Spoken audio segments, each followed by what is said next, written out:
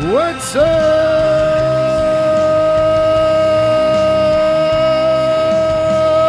wrestling fans?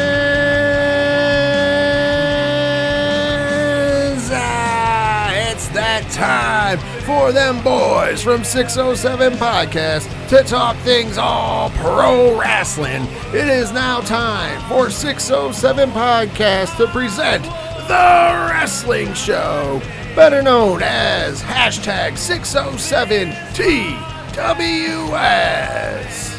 Of course, we are coming to you from the ODPH Dungeon, the realest thing in wrestling, and we are ready to call things right down the middle in the world of pro grappling. I hope you're ready for this jam-packed, absolute, mega, gigantic show we've got for you this week.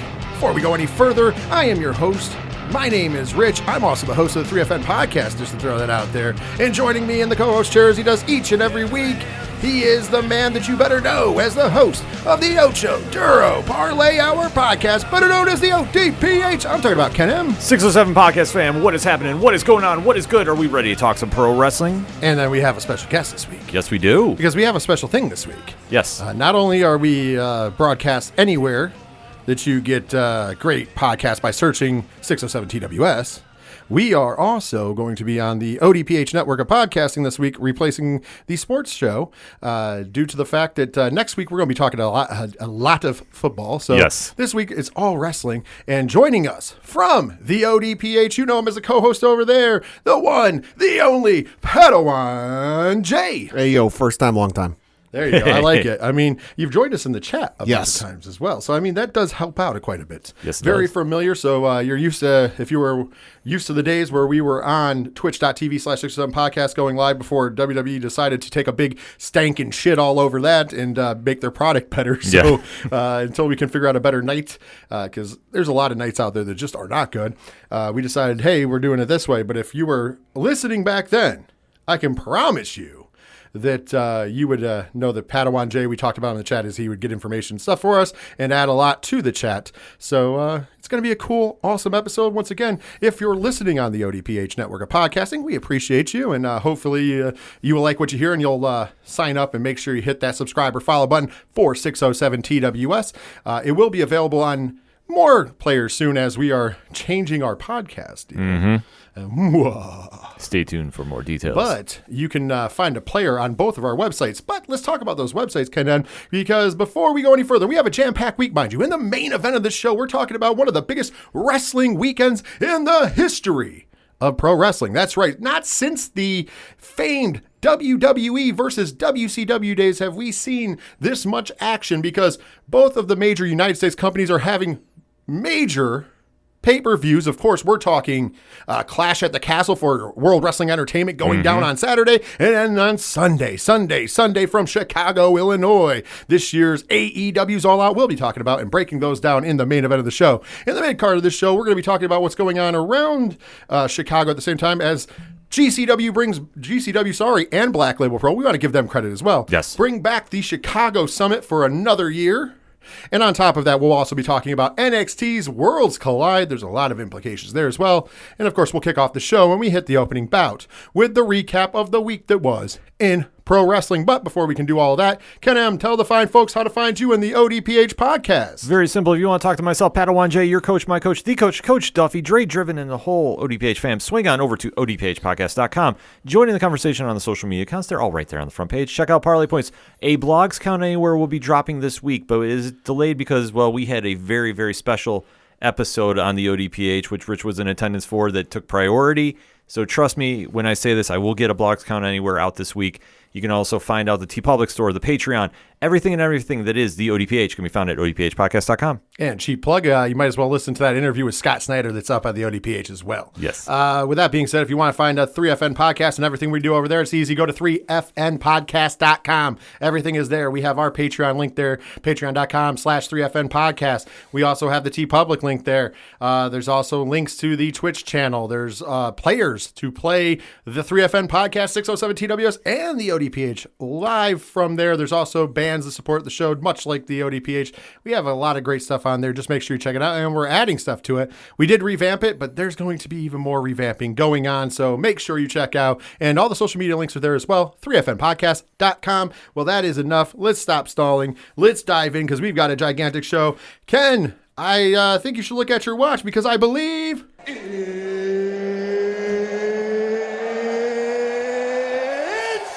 time! That's right, it's time to kick off this week's edition of 607 TWS, and as we do every week, we are going to be talking about the weekly recap. And it was a big weekend in wrestling again, and now mind you, for those of you who are listening, we're going to talk about this real quick, because those of you who were listening to the ODPH last week, they already got the ability to talk about the return of one Johnny Gargano. We'll kind of skip over everything else that happened and talk about that, because we haven't had a chance on this show, so the 607 TWS audience has not had a chance for that. But of course, now as we record on a Tuesday this week because of work, and because I was at Sci-Fi Horror Fest and dead to the world until... Actually, I'm still kind of dead to the world right now, so it's just it's a wonder that I'm ready to go in this chair. We had a big-ass return out of nowhere, literally, like that RKO out of nowhere. We had a return out of nowhere as coming back from a commercial break on Monday Night Raw, a very good episode of Monday Night Raw like they've been lately. We had... I'm sitting there talking to my kid. I'm at home. I'm just watching on the TV. I'm not even paying attention because it's coming back from commercial break. Nobody has to pay attention then. And then I hear the familiar sounds of Rebel Heart, and I went, no fucking way. And of course, yes, it was Johnny Gargano making his return to World Wrestling Entertainment. I know that everybody at this table are huge Johnny Gargano fans. Oh, you guys weighed in on the ODPH, but we'll start off with Pad. What were your thoughts on the return of one Johnny Wrestling a couple weeks ago on Raw? Much like you, I was totally caught by surprise. I'd gone to get a glass of water, a little parched, sat down, looking at my phone, seeing what's going on, and I didn't even realize, because like a lot of times when I'm watching the show, commercials come on, I tune them out, and I don't usually start paying attention until I hear someone talking or something going on, and so it came back. I hadn't even noticed they'd come out of commercial break. And much like you, Rebel Heart started playing, and it didn't register with me for a couple of seconds. But then the opening lines of the song came on, and I'm like, wait, what the fuck? And then I looked up and saw the Titantron, saw his name, saw him come back out, and I was like, holy fucking shit, no way. And I stood up, and he came out. I did a lap around my apartment. Total shock and surprise. I know there had been some talks and reports of him coming back and Shawn Michaels talking to him. But happy to see him back. I think it's going to be a lot of fun to have him back, and especially the tag team implications. Oh, absolutely. There's a lot that can go on. Of course, we got to see him right out there with Austin Theory. That's right.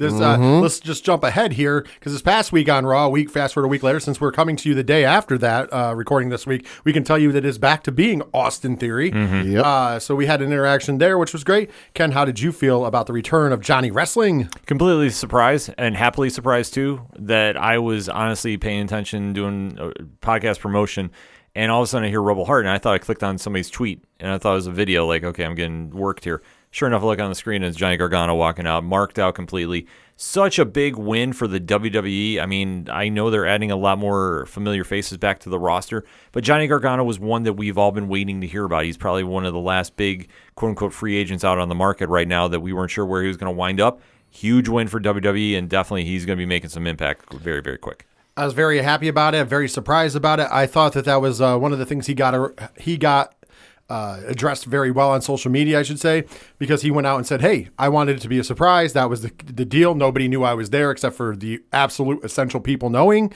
That's also kind of, he didn't say it himself, but he alluded that's why they didn't do it in Cleveland, because it wanted to be a complete surprise, because in Cleveland, everybody expected him. The pop would have been insane, let's be honest. Yeah, I've been through the roof. But at the same point in juncture, you got to be honest, nobody was surprised. Everybody was waiting for it. You saw all the signs. When you get to Toronto, a couple people had signs, just because I think everybody was going to bring a sign for everybody who's free agent out there now, because you never know.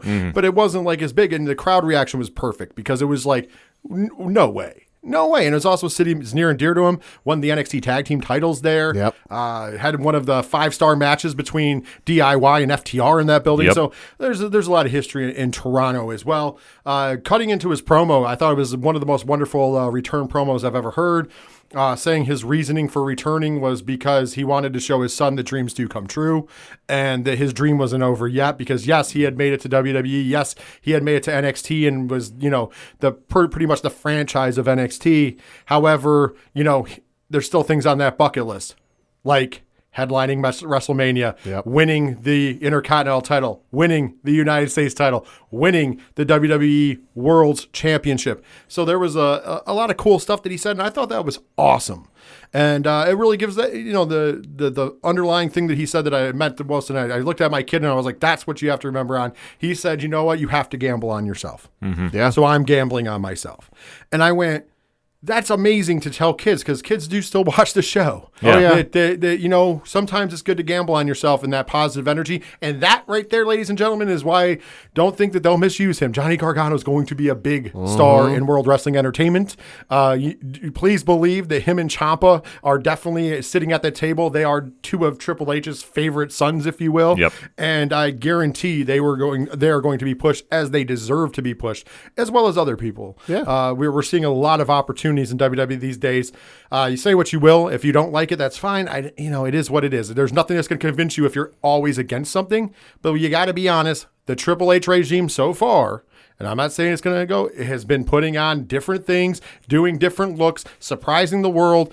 It's a breath of fresh air in wrestling. Well, that's the whole thing about it is Triple H has taken risks, and it's something that if you've been so conditioned to watch the WWE Universe, you're not used to seeing. And for us, a lot of people, this is like a very shock to the system. Absolutely. Let's jump to something that's going to bridge both the weeks because obviously we're not going to talk too much more about the 2 weeks ago on Raw since it's the night before. Everybody knew what happened. That was just the big thing that happened. Let's talk about something that did bridge the 2 weeks. That is Dexter Lumis. Holy shit. So now, as we record 2 weeks ago on Raw, technically it's 2 episodes ago, they had the one we would have been reviewing if we did on Sunday. Basically, Dexter Lumis kidnapped The Miz in a genius way because we got distracted by a person in the hood on the other side that just turned out to be nobody. And I even messaged you guys. I was like, wait, who the fuck was that? Yeah. Probably some local worker that is, was a decoy. Because then we come back over where The Miz is, and there is a security guard. And he is got the riot gear on. And then all of a sudden the helmet comes off and the crowd pops as Dexter Lumis. He gives the chokehold to The Miz and kidnaps The Miz. Yeah. The Miz is kidnapped by Dexter Lumis. This is no surprises for anybody. I love how they then carried that storyline onto NXT. Yep. As Dexter Lumis returned, Indy Hartwell was having a moment on the microphone, doubting herself, and then all of a sudden there was Dexter Lumis. We got to see the rekindling of Index, which was wonderful, and he passed her a note of saying that he had to leave, but he'll be back. And of course, he got arrested by the police right after for presumably kidnapping The Miz. Yeah. Wonderfully presented on NXT just because it's one of the best love stories in pro wrestling history. Oh, I agree. Them finally reuniting, crawling towards each other. He carries her to the back, and they go and talk, and then he just sets her down on the ground, hands her the note, backs out of the door. All of this is silent. Nobody's saying a word. Closes the door. Boom. The flashing lights of the cop cars show up, and then he gets arrested, and he gets hauled away. I love it. I loved it. I thought this has been, we talked about it here. The Dexter Lumis return has been amazing. They're still knocking it out of the park. I love what they did there at NXT, mixing it in. But then we get to this week's Monday Night Raw. And of course, we find out that Dexter Lumis was arrested. Obviously, we saw it on NXT, but he's now out. They couldn't hold him. And also, The Miz didn't press charges. And The Miz didn't press charges. So now The Miz is on edge to Dexter Lumis, and he's seeing Dexter Lumis everywhere. To be fair, Dexter Lumis was everywhere. And this harkens back to the beginnings of Dexter Lumis in NXT. Yeah. Like, remember back in those times when he was popping up here and there against the Undisputed Era at one point in juncture, later on against the Velveteen Dream, who's in the news for all the wrong reasons currently. Yeah. We won't even touch base on it. We have too much time on the show to talk about too much good stuff to touch base on that. But Google it yourself. yeah, exactly. Trust me, it's a mess. But with that being said, I love the fact that they've gone back to this stalking gimmick for Dexter Lumis. We've seen him as they were coming down the hallway. Ciampa and Miz are coming down the hallway. You get a glance and you see Dexter Lumis. The Miz sees him, but then when he turns around, it's a different security guard. And Ciampa's like, "What are you? You can't do it." During the Miz's match, we see Dexter Lumis appear in the arena. There's a spotlight on him. The crowd's going nuts. By the time Ciampa, he gets Ciampa's attention, and he turns and looks. There's no Dexter Lumis, and Ciampa's like, "What are you doing?" Which cost the Miz the match. And then finally, The Miz says, I got to get out of here. I see him everywhere. I got to get out of here. The Miz gets into his rental vehicle. He starts driving away. And as he drives away, we get to see in the backseat, there is Dexter Lumis. Classic. I thought this was wonderful. How are you guys feeling about the return of Dexter Lumis and everything they're doing? Start with Ken this time. I'm really loving what they're doing in establishing his character, and especially the fact that they're tying it back to his NXT days with Indy Hartwell, who I'm predicting is going to get the call up very, very soon. And I'm not doubting we're going to have a Miz and Maurice match against those two at some show down the road. I think what they're doing has been very, very well planned out, and especially when you have a dance partner like The Miz, that helps, especially getting any new talent over to the mainstream audience. Pad, what are you thinking? Oh, it's been absolutely brilliant. I mean, every time I think they can't top what they did the week prior, they go ahead and do it. And that's been one of the awesome things is, like you said, the callback to his NXT days. But then each week, you think they're going to do something, or you think, oh, this is where he's going to pop up, and then he doesn't pop up. And then you're sitting there not expecting it, and oh, there he pops up. So just the anticipation and the surprise every week is got me on the edge of my seat waiting for him.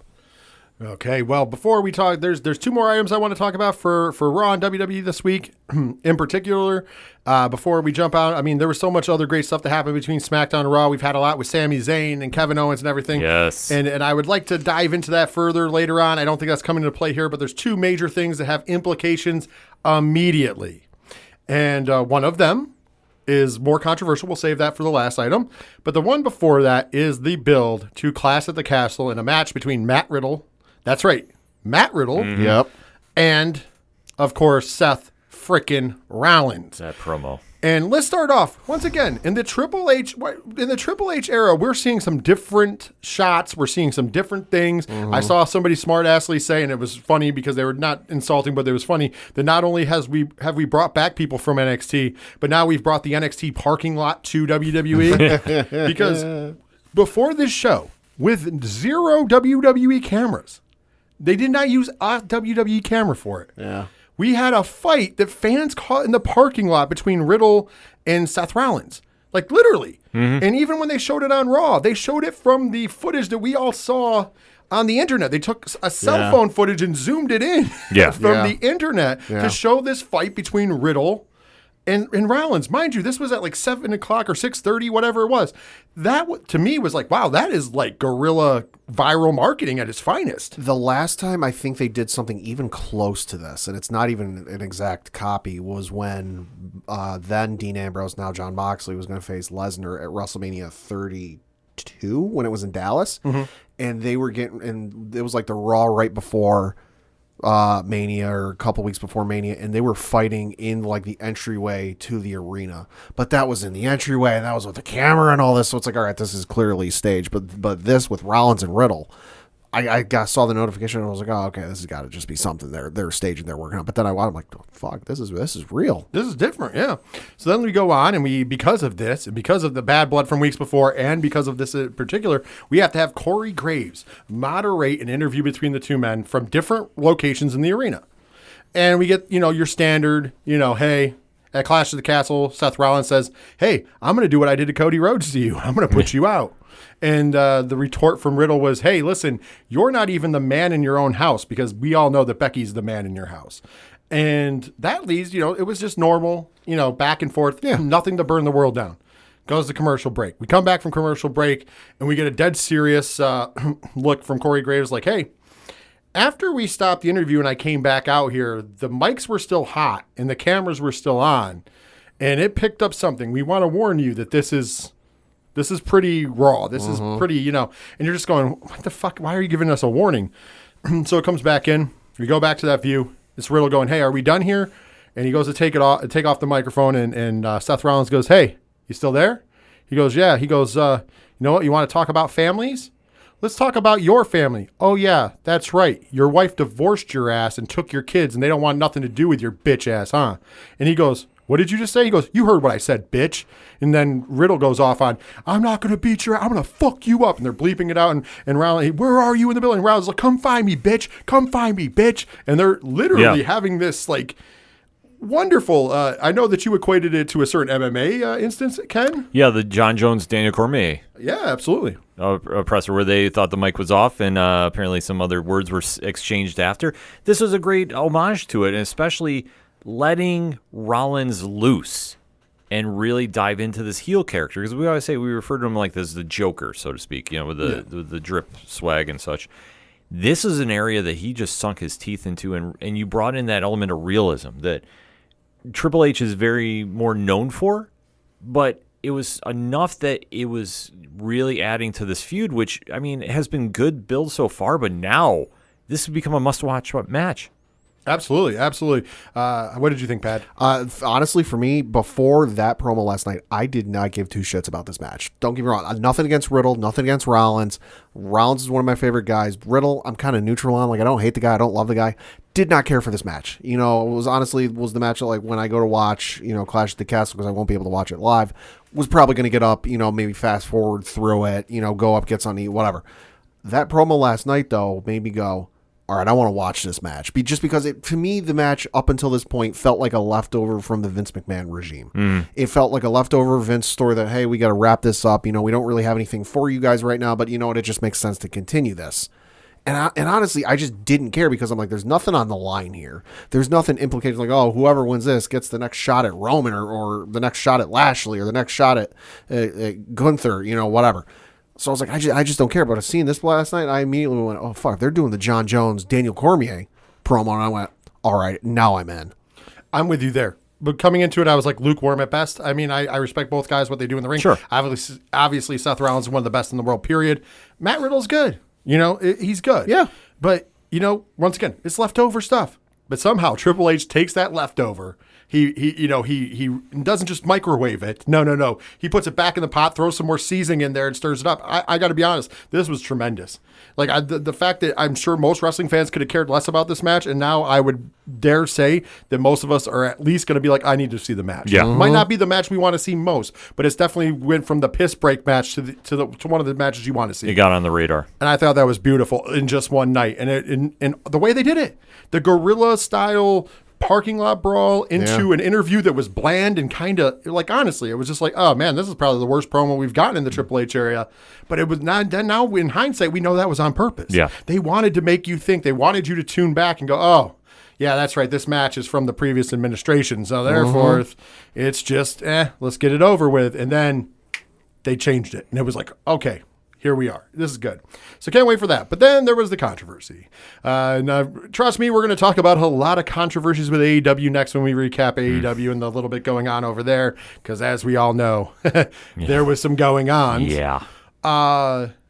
We had a little bit of controversy, and I say that loosely because I didn't think it was too controversial, because the main event of Raw this past week was to decide the vacant WWE Women's Tag Team Championships. In the finals, we had the team of Io Sky and Dakota Kai. That's right. I at least remember the names, unlike Bailey. And then, of course, the other team that made it to the finals, Raquel Gonzalez and Aaliyah. So, you have the underdogs and you have the favorites, right? Yep. Now, first of all, for anybody that's out there that is surprised that at the end of the day, Raquel Gonzalez, I almost said Dakota Kai from their past, but Aaliyah are your new WWE Women's Tag Team Champions.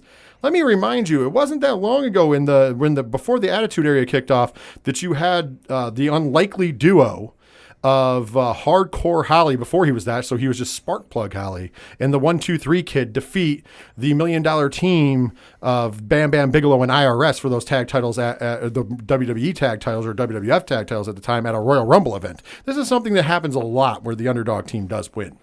Firstly. Secondly, listen, if you really think it's that big of a misstep, and I understand, we'll get to the real reason why people thought it was a misstep in a second.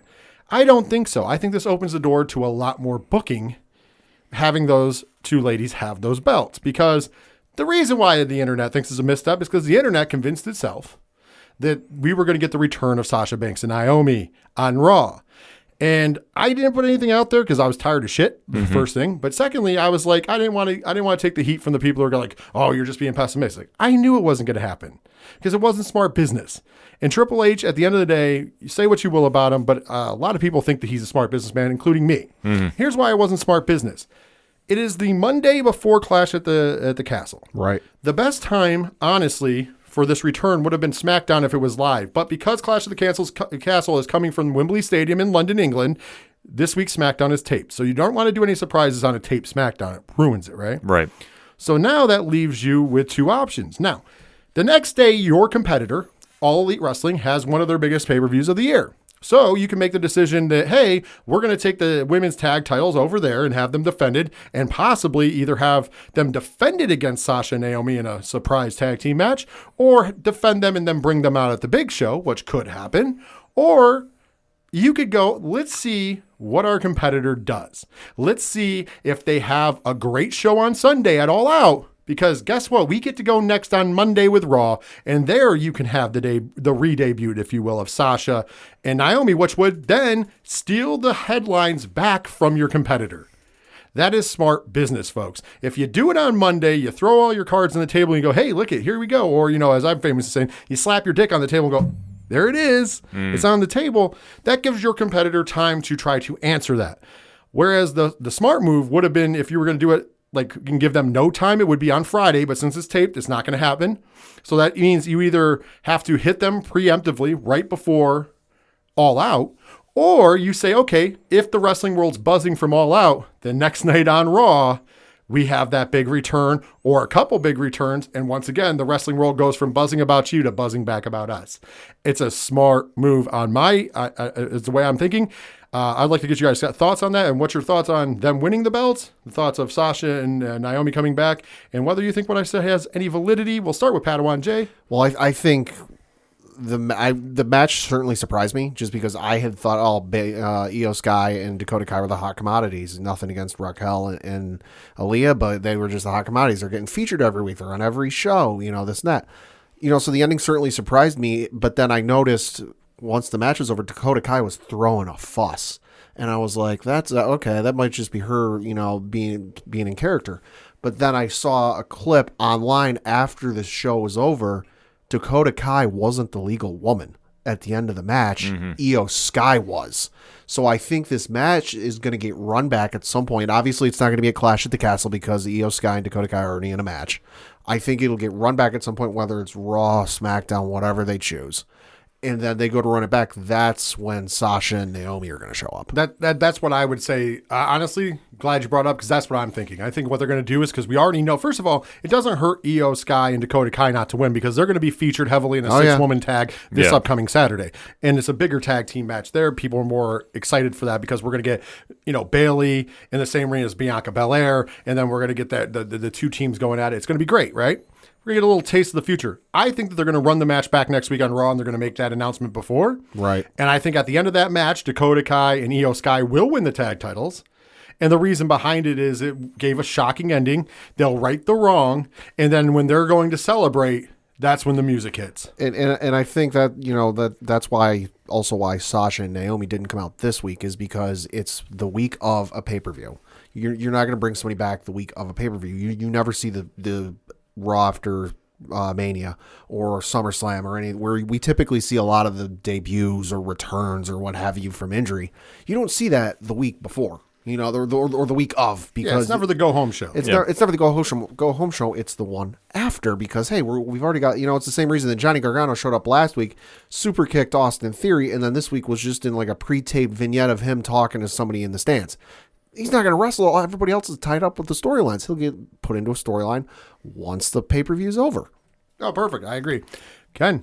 Was not upset about the ending. Was surprised, because I thought with the amount of time that was left, because the match was over with 5 minutes left on the show. Yeah. I thought that we were going to see Sasha and Naomi come out. I thought something was going to happen, because I was looking at my watch and I'm like, all right, there's still 4 minutes left, still 3 minutes left. I'm like, oh, okay, we're just ending it. Yeah. Well, that goes further than me saying that they played everybody. Yeah. They did that intentionally, because think about it, they also set off a shit ton of pyro. Intentionally. Oh, exactly. But when Raquel Rodriguez and Aaliyah won, I sat there, I was like, okay, well, this is going to be interesting to see how this all plays out. And it's a good swerve. And I think the one thing that I will admit I fell for, we've had debut after debut after debut. I got to become a little greedy. I'm going, well, who's coming out now? So I wasn't so upset about it. Like I said, it was more of a surprise. But I do like how you're pitching about next week, and I can definitely see that happening on Monday. And I'm not going to say it's a guarantee because, once again, WWE has not said this. Right. So you can't be mad that they promised you something they didn't deliver. We've said this for AEW in the past. We're like, hey, if AEW doesn't deliver Johnny Gargano, you can't be mad because they didn't promise us Johnny Gargano. You know what I mean? You just assumed it. They didn't promise us Sasha and Naomi this week. We do know that the deal is probably done. Right. We do know that they're coming back to work. But like I said, I think right now, if you're Tony Khan, and once again, we talked about this last week, Tony Khan is not as stupid as people would like him to believe he is. He knows this already. He knows that probably, or maybe he doesn't. Maybe he's full of, either way, you got to look at it. I think you would assume, like what I thought, is that, hey, let our competitor go out. Let them have a good show. The wrestling world's going to buzz about them because we get to go first. They'll buzz about us. Then their show, as long as it's good, the world's going to buzz about them. Then after that show, we need to steal that thunder back. We have our opportunity on Monday. And on Monday, we get to go, remember what you wanted back? Here it is. Yeah. And maybe even somebody else, but still. And it's almost in a similar situation with the Johnny Gargano thing where fans, Impact, AEW, WWE, were expecting him to show up for weeks and weeks and weeks. And then he finally did. People have been expecting Sasha and Naomi to show up for weeks and weeks and weeks in like every federation under the sun. And they might finally do it. I agree. So that's why I said keep your eyes out on the Raw after this weekend, because if it's not them, it could be somebody like a Braun Strowman, a Bray Wyatt. Yeah. I think we're going to get some kind of return or tease of a return, because they might not bring Wyatt back that night. They might do the whole, Edge and company lose that, which we'll talk about later. And then the next night, I just got to be like, I had to sell my soul to the devil. And then nobody knows what that is, but you get the little weird in the video. Yeah. And you're just like, uh-oh, because he doesn't have to step out to get a pop. No. So we just have to get the old school, scribbly Yeah, thing. the And then, crows like, and and then or buzzards, maybe even a follow me or whatever. yeah. And then everybody knows what's going on. You could just end with fade to black. Swear to God, if that child voice singing "He's Got the Whole World in His Hands" comes back, I'm going to lose it. See, I would love that. I need that. I need that. That creeped the shit out of me. I don't want the Fiend. I want that. How great would it be? Well, we can speculate on this now, I guess, but because I was saying if it happens, it would be tied into that main event, not main event match, but the match at Clash of the Castle. But could you imagine if Judgment Day's out there gloating and then Edge comes on the screen and says, I had to sell my soul to the devil or whatever, and then all of a sudden the lights go out, the crowd's like, what's going on, and then you see a child with a lantern appear, and then we get the whole world in his hand thing again, and the crowd just goes, oh no, and either when the lights come back on, Bray's in the ring, or you just don't even have him there, you just have a little flash on the screen, and then, follow me, and then boom, and that's it. That'd be awesome. And then, and then you could have the Judgment Day go, oh my God, no, you have to sell there's no way. You can't be. Because even if he's not there, you can just save that for a pay-per-view. Oh, but you can tease it in because that's that character. That's the nice part about that character. You'll just hear him singing, he's got the whole world. And then just end it right there. Just do that little tease and the whole place will lose their minds. But I digress. It's going to be a good week. Once again, in the main event segment, we'll be talking about Clash of Champions. We'll also be talking about All Out. We're going to be talking about both because they're on equal pedestal. But before we do that, we got to recap some things that happened in the world of the All Elite. And let's just say there is a big thing that happened. And we're not going to talk about the backstage drama yet. We're going to talk about it. Don't worry. But I think we should talk about what happened last week on Dynamite as the interim world champion Jon Moxley took on the reigning AEW world champion CM Punk in a unification match that we all thought was going to happen at All Out. No, it happened 11 days before on Dynamite. And we expected, maybe they would throw the match out. Maybe it would go to time limit draw. There was a lot of speculation, but I guarantee none of us here and nobody at home on their bingo cards had that the match would last 3 minutes, 11 seconds. I said to Ken the day after, I'm like, between your guys' show last week and then ODPH, we came up with probably every scenario under the sun of how this could have gone, and they still found the one we didn't think of. Because nobody would have saw this coming. So during the match, real quick, match starts. It's going great.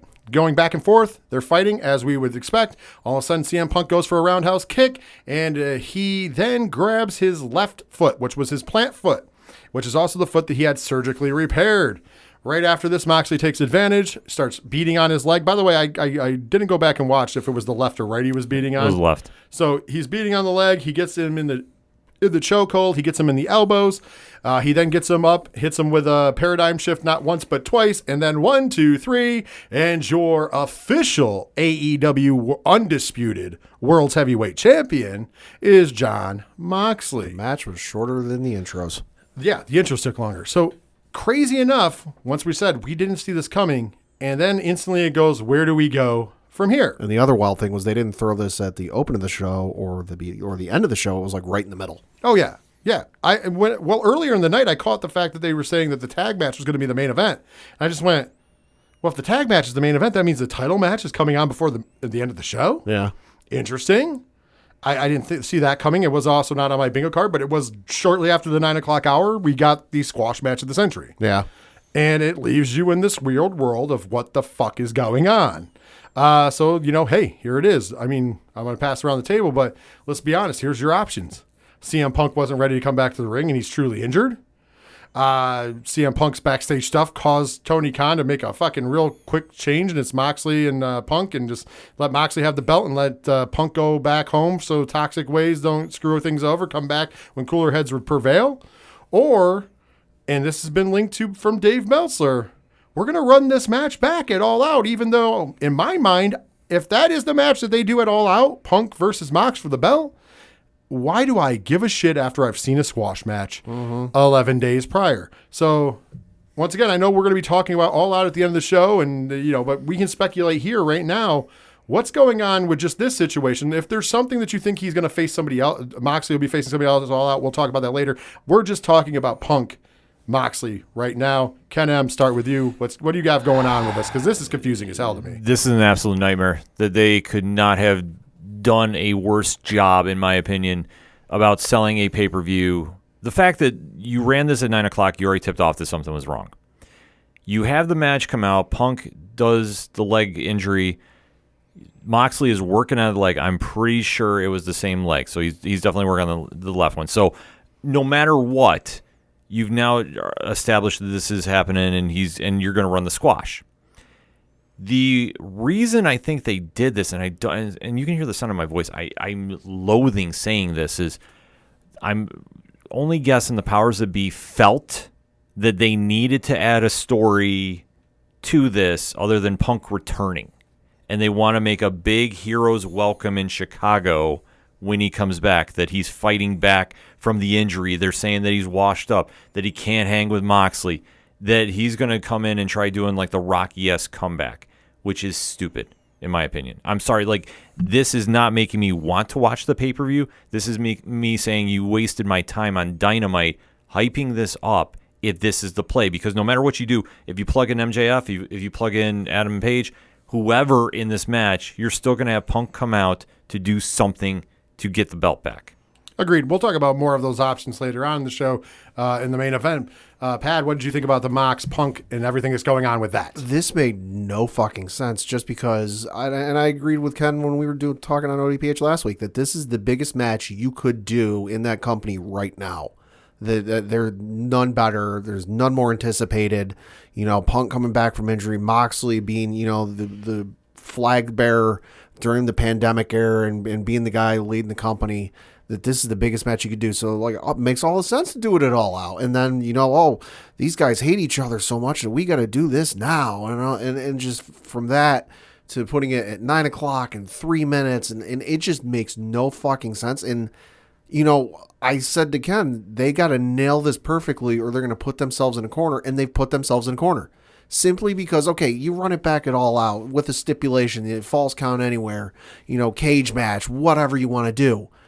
It's not going to be that much greater just because you watched a squash match 11 days prior. That we're at 6 months down the road or a certain amount of time down the road.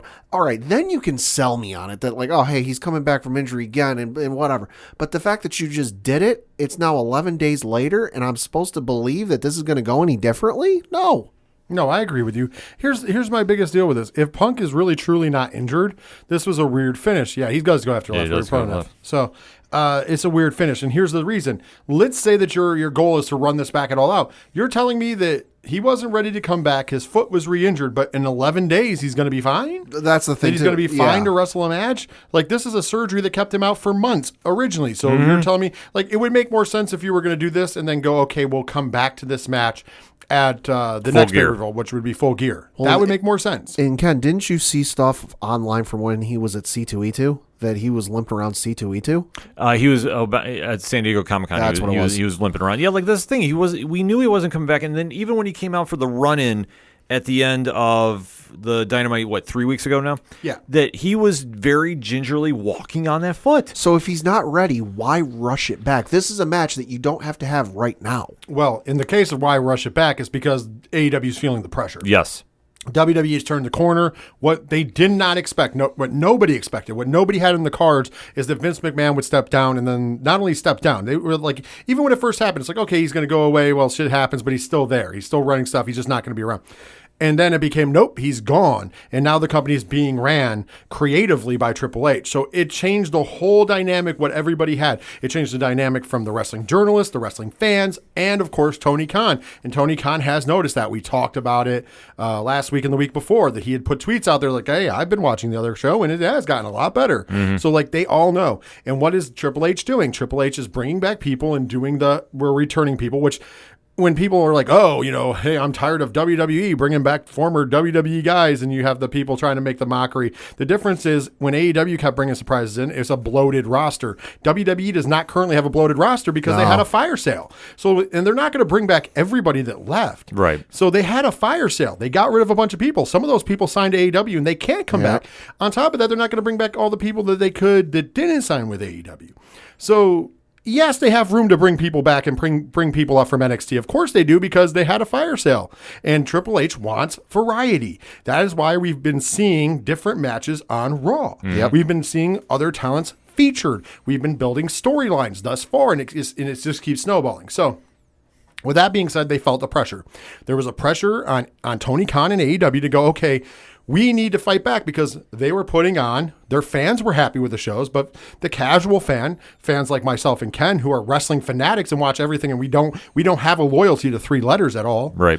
They were critical of the product. So it goes, okay, we got to get those people excited. Oh, how can we do that? Punk returns. Whether he's healthy enough or not is irrelevant. He just returns. And then you can work yourself out of that. And that's true. I don't blame him for that part of it, if that's the real case. The other thing is that Kenny Omega, they brought him back also kind of soon for my liking. Because I think Kenny Omega should have been saved to come out at All Out to look down whoever was holding that belt at the end. Like the fact that he's coming out for 6-man titles that they're probably, newsflash, they're probably going to win. It's kind of fucking weird. Well, and I think the other thing too with Tony Khan and making changes is I think they got caught off guard by how much the product at WWE improved and how quickly it did. Oh, agreed. Because you got to remember back, the quote unquote Wednesday Night Wars, or whatever the hell you want to call it. This is Tony Khan sitting there going, outside of maybe the number of times you can count on one hand, we beat NXT every week. It's not going to be that much different. It's from what it is now, again, going against Raw and SmackDown. It is what it is. And then they turn around and go, well, fuck. No, it's actually a lot different. They've gotten a lot better, a lot faster than we thought they would, and we've got to adjust. And Raw's improved by 500,000 to 600,000 viewers a week. Yeah. That should tell you something. Yeah. Because they went from doing 1.5s and 1.6s on the big number to last night's Raw was 2.11 with a 0.59 in the demo. So they went from doing 0.3 something in the demo to doing 0.6, right around 0.6 in the demo, and they went to being pretty much over 2 million. They dipped below 2 million one week, but when I say dip below, it was 1.991. Yeah. So it's not like it was far below 2 million. But the one thing, too, is word of mouth is spreading about the shows, and word of mouth is spreading on the internet wrestling community, which that's been AEW's bread and butter since day one. People are catching wind of the show, and they're giving it a shot. And guess what? If the numbers keep growing up, they are definitely staying around. And that's the thing I noticed, too, on Reddit, the Squared Circle subreddit, where people will post on there, hey, I haven't watched Raw in 5-6 years, 7-8 years, whatever it is. And I'm tuning back in because I'm hearing about the show. Who's this person? Who's that person? So you're seeing a lot of people coming back too. And the cool part about that is you didn't know any of these people. Yeah. You know, so I mean, that's all fresh to you. So now it's new. I'll also go on the same. I didn't watch Raw, as we all know, for 2.5 years. And guess what? I tune in now every week, and I've been entertained so far. Am I saying that it's perfect? No, there's still things that could change. But at the same point, it's leaps and bounds better than what it was. And at the other end, I think Tony Khan and AEW, and this is not a shot at them, they got comfortable being the internet darling. And because they were comfortable, they rested on their laurels. And here we are, ladies and gentlemen. You can't rest on your laurels because eventually the internet's going to turn on you. And it is, with the exception, pretty much right now, with the exception of Uncle Dave and Brian Alvarez, the rest of the wrestling journalists and everybody have turned on AEW. Like, I just saw videos made by companies, and I'm not going to name them, that were rah AEW, bash WWE, talk about AEW, and these are big companies like Culture and like WrestleMania, you know what I mean? And now we're seeing, well, here comes the downfall of AEW. Now, I'm not saying they're going to go out of business because they're not. That's just stupidity. No, but I'm saying that they need to make a change. So I completely understand, believe it or not, trying to hotshot something. I also completely understand doing that with a match. However, the deliverance in this match, and listen, if he's really injured or if he wasn't quite ready to come back and you don't have this match at All Out, I'm not exactly upset with the squash because now we have a champion. Right. But I am upset if we run this back at All Out because I think that that's a dumb move. And we'll talk about who we think might be in the match outside of Punk, which I still think I'll give Uncle Dave credit. I'm going to say right now it's a 50 or 60% chance. I think on Wednesday we find it as Punk Moxley still because that's the only match that we haven't had confirmed through media for them because we do have press releases from them, so we know the card of All Out. With the exception of the title match, which it just says there's going to be a title match, John Moxley versus somebody. So I'm assuming we'll find out on Wednesday, which for me is kind of weird because that means we have Thursday, Friday, Saturday, Sunday. So it's 4 days out. Right. You're relying on a lot to sell that pay-per-view. Holy shit, man. So with that being said, we'll talk about that later. Now, let's talk about what the big driving news is, and it was last week when we talked about it, and it's about the cracks in the back. Well, the cracks in the back aren't just CM Punk, and we're not even going to talk about CM Punk because it goes a lot deeper than CM Punk now. And we've heard a lot of other people unhappy. Let's start with the now it's come to the light, infamous, what actually caused the backstage meeting. Remember when we speculated the backstage meeting? Yeah. Well, we found out what actually caused the backstage meeting. And it wasn't CM Punk, and it wasn't the Hangman Page business, and it wasn't, they did mention something about contract tampering, which whether that happened or not, I don't know. As we said last week, I doubt that it happened because then their lawyers would be dealing with it and they wouldn't be talking about it. Right. I think it was just a good cover for a meeting, right? Because, and if it did happen, it is what it is. Here's the thing, though. We do know that the real reason behind the meeting now was because Sammy Guevara, on a microphone, made some comments about Eddie Kingston. Eddie Kingston didn't like it, so he punched him in the mouth. Which, who didn't see that shit coming? So Eddie Kingston, the reason he wasn't on TV for a couple weeks was he was suspended for a couple weeks. And they were addressing this situation, which ironically enough, and I don't know how smart this is, and we'll talk about it later in more depth, but they are opening All Out with Sammy Guevara versus Eddie Kingston, which I don't know if that's a smart move. I don't know if that match is, we'll leave that up to card subject to change because I think they're going to throw another match in there. I hope they do because I don't know because that thing's going to boil down because that shit's not over. Sammy Guevara is promising on his vlog, which is either happening tonight or tomorrow. It hadn't happened as of the time we recorded, that he's going to speak and speak openly about what happened because Eddie Kingston did. And Eddie Kingston still doesn't like him. As a matter of fact, he had some very colorful words for Mr. Guevara. Like, okay, he did the publicly, I was wrong. I deserve to be punished, yada, yada. And then instantly did Eddie Kingston things and was like, I don't like that cocksucker. Yep. And then on top of that, you have Matt Menard, who's a member of Jericho Appreciation Society. And it's not just a gimmick. Those guys actually are Chris Jericho's friends, all of them. Sure. And he had put on the thing that, hey, I look at what I told you for years, that Eddie Kingston's a piece of shit. And allegedly he was told to take it down, and he never did. He was bragging about it this morning, as the day we recorded on Tuesday, August 30th, that he never took it down because Ringside News, which you can't trust those assholes anyways. Yeah. They said that he was ordered to take it down. And he was like, I didn't take anything down. Maybe you should get your fucking news straight. I'm like, so you're proud of the fact that you left some inflammatory shit up about somebody in the back that's caused real problems. This is a problem. This is not some just, it could have been an incident. This was a fucking incident. Yeah. There's people throwing fists at each other, not liking each other, and you're putting them in storylines together. What are your thoughts? We'll start with you, Ken, this time, on this whole fucking business with Eddie Kingston and Sammy Guevara and what they're doing with it. We always say about blurring the lines between fantasy and reality. This is not something you do with Eddie Kingston. Eddie is as real as it gets. And the fact that they're trying to spin this into a storyline, I think this is just setting up for disaster. What I feel they're going to do is they're going to have to scrap this match. I think and there's no shame in this. Put them in different matches respectively, but don't let them go one-on-one against each other because somebody is going to do something in this match. I understand about, try being professional, all that jazz. No, it's going to go out the window because there's too much emotions involved right now. If you want to do this later when cooler heads are prevailing, sure. What I feel they're going to do is we're going to have the House of Black take on Miro, Darby, and Sting, and that's going to be the fill-in match for it. Because if you try running that match, and especially in my eyes, that's going to be the one that kicks off the card. How is that going to set the pace for that show? Like, you can't do this. And if the inmates are really running the asylum, so to speak, and that story, the post wasn't taken down if he was told to, what are we doing over there? Like, this is just such a bad look. I want to be clear. There is no confirmation that he was ever told to take it down. Yeah, that's what I said, if that was true. But the fact of the matter is the post said that I told all of you that Eddie Kingston was a piece of shit. After something like that happens, that should not be something that your talent is putting out into the world. Yeah.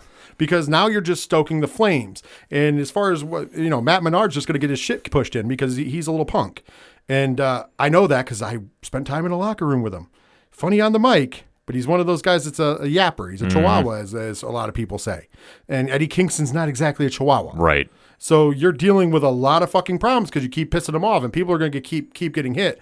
Pat, I know you don't watch AEW, but as a businessman, how does this look? I mean, it's not a good look, and it's a recipe for disaster. Just because, as anyone listening knows, when you're at a job, ultimately you're not going to get along with everybody. Difference of opinion, difference of beliefs, difference of just what you like, what you don't like.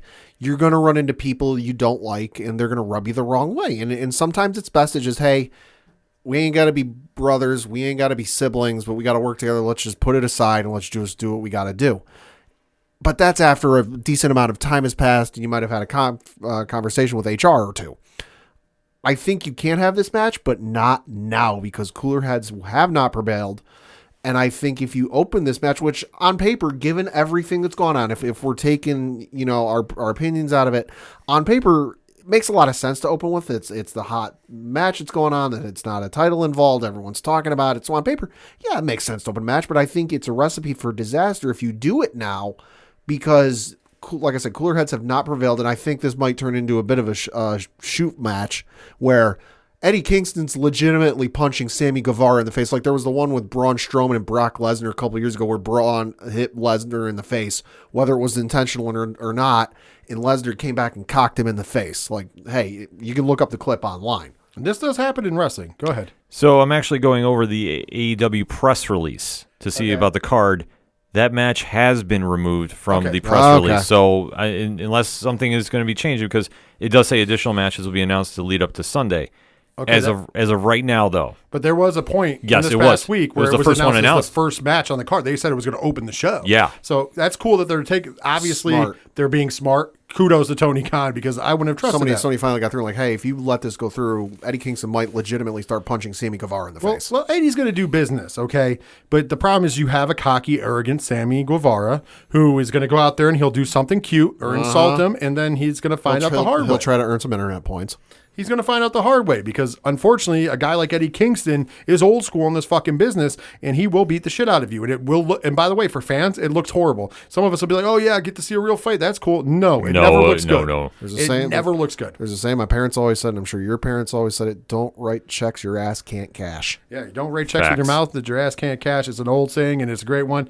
One more bit of business here. Unfortunately, It's a little negative. I mean, we're going to be talking positive about him and All Out because I see a lot of good things there. Can't wait to talk about it. But Wardlow has finally broke his silence on the whole MJF situation leading out into Double or Nothing. So he was speaking with Digital Spy and said the following, and this is a quote. That should be considered one of the best nights of my life, and it wasn't, Wardlow said. Everything that was going on with Max at the time and then in my life personally, just nothing was going right, and it's kind of sad that everything built up to this big night, and there was so much that ruined it. All the crap with Max and everything he was pulling. I mean, I showed up that day not knowing if I was wrestling. There's a lot more I could say about it, but I don't want to get angry. But yeah, that should have been one of the best nights of my life, and obviously the outcome was amazing, but I really didn't ever have the opportunity to enjoy it. I feel like ever since that night, things have kind of been just off, and I feel like I'm still trying to get back on track ever since that night, and we'll get there. But it is what it is. In life and in business, not everything goes perfectly. I feel kind of bad for Wardlow, who is over like gangbusters with the crowd. Yeah. He looks like a fucking $1 million. The kid's a star. And, you could tell there that he blames MJF a little bit, but he also doesn't, because he's like, I could have gotten into it more and been more pissed. I think that there's some friction there, and it sounded like to me that he blames him, yes, for his portion, but there's a little more deeper that. And once again, when all these fractures are coming out, it's kind of fucking wild. Thoughts on that, Padawan J? No, I mean, I definitely feel bad for Wardlow just because it should have been one of the biggest nights of his career. That he beat one of the top guys in the company, handedly, decidedly. And, he power bombed him 135,000 times or whatever the hell it was. It was a lot, and it should have been coming out like, holy shit, look at how strong this guy is. Look at how big he is and powerful and all this. But nobody outside of his family and friends were talking about him. It was, what's going on with MJF? Did he buy a plane ticket? Is he actually walking out of the company? It's like Wardlow it's like Wardlow was like the AEW John Cena that doesn't even really exist. So I'm sure there's some actual friction between the two just because, hey, listen, if I'm Wardlow, hey, I understand you got your friction with the company and you got your issues with Tony Khan, whatever they are, but you cost me one of the biggest nights of my career that should have, in my opinion, moved him up the card a little bit, given him some bigger opportunities, and really hasn't thus far. Absolutely. I want to add this before I kick it over to you, Ken. We have been one of those people who have defended Sean Ross Sapp on this and his reporting, which I thought was impeccable. I really don't think that he lied about any of it. I actually think in a lot of ways, because he won't say it or not, because I don't think he wants to get him in trouble, but I think he was talking to MJF himself when he got the reports of him possibly buying a ticket out of town and everything else. Sean Ross Sapp was a lot more vocal about this than he is a lot of the other stories that are developing or going on in wrestling. So I think he was above board too. Well, I think on this, he was vindicated in this Wardlow interview because Wardlow straight out says he didn't know the day of the show whether he was having a wrestling match or not. So day of the show, MJF still wasn't in.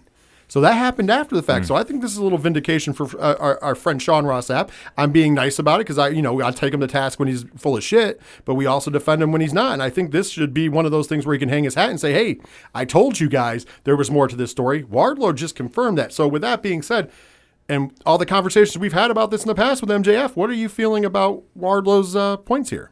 I don't say it often, but Sean, take your victory lap. I agree with you. I think it completely vindicated him. And I think that Wardlow has every right to be pissed about this, but I think he's handling it very professionally. I think he could, and I think that you shouldn't dwell about it too much though now, because here's the thing. Yeah, that should have been a crowning moment. Yeah, that should have been something else. But at the same time, you're now the TNT champion. You've got a big future with the company or whatever you want to do for the future endeavors. You have got the chance now to really make a name for yourself and really do something with the belt now that you're the guy. And obviously the TNT title gets featured prominently. It's not getting featured at All Out, which is something still weird to me that he's in a six-man tag instead of just defending the belt, is what is. But I think there's a lot of validity to what he was saying. I thought he handled this very professionally, which, I think everybody at AEW has to be very, very excited about because obviously with as much bad PR has been coming out lately, this is a situation where he's shown to be very, very classy about this, and Sean Ross Sapp was right on the money about everything. So, you know what? I think that's what we got to take away from it. Agreed.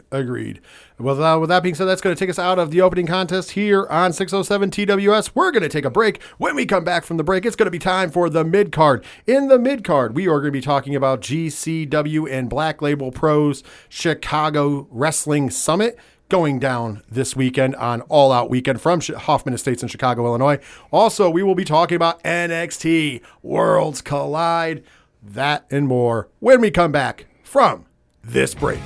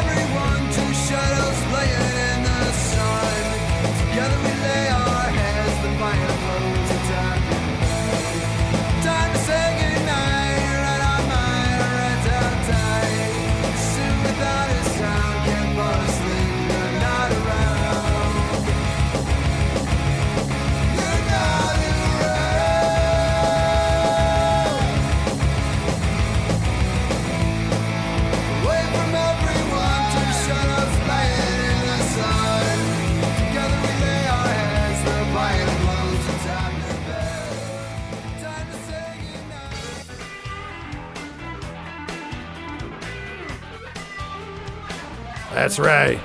It's getting funky in here with Ken M slapping that bass, making it all happen because we are back for this week's mid-card on 607 TWS, and we're going to open up talking about one of the biggest things happening in indie wrestling this upcoming week, attached to All Out, not because it's attached to AEW, but because they're doing it from Hoffman's Estates in Chicago, right outside of Chicago, Illinois. And that, of course, is this for the second year in a row. We're getting the Second City Summit, brought to you by Game Changer Wrestling in association with Black Label Pro. And there will be 3 shows that will be on Fight.tv. You can buy the bundle for $29.99, or you can buy them individually, I do believe, for $12.99 it says. So it's a way better deal if you're going to buy all 3. There is a 4th show that will be taking place on IWTV, which we will talk about also during this.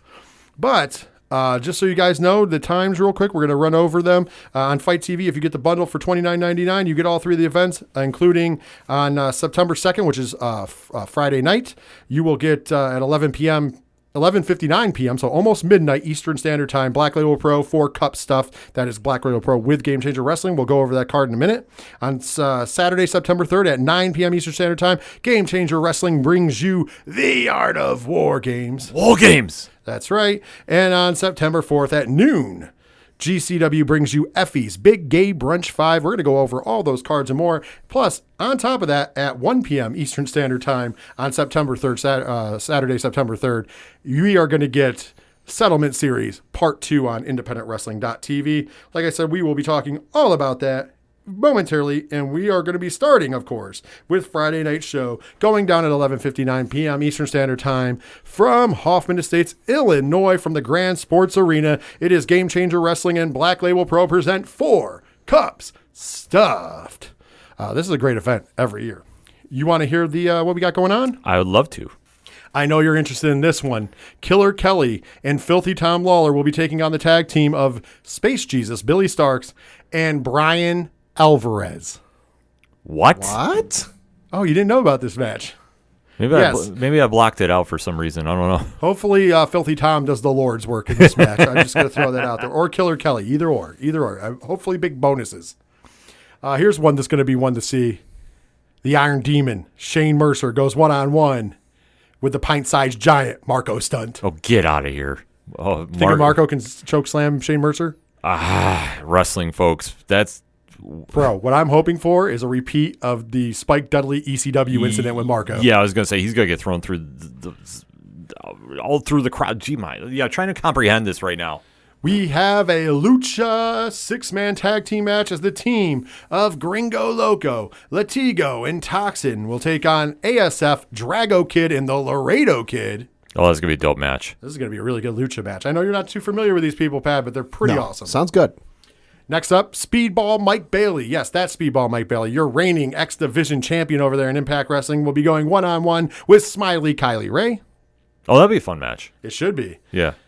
The bad boy Joey Janela's got another one of them fun special challenges. He's going to be going on one-on-one with the Cat, Ernest Miller. Okay.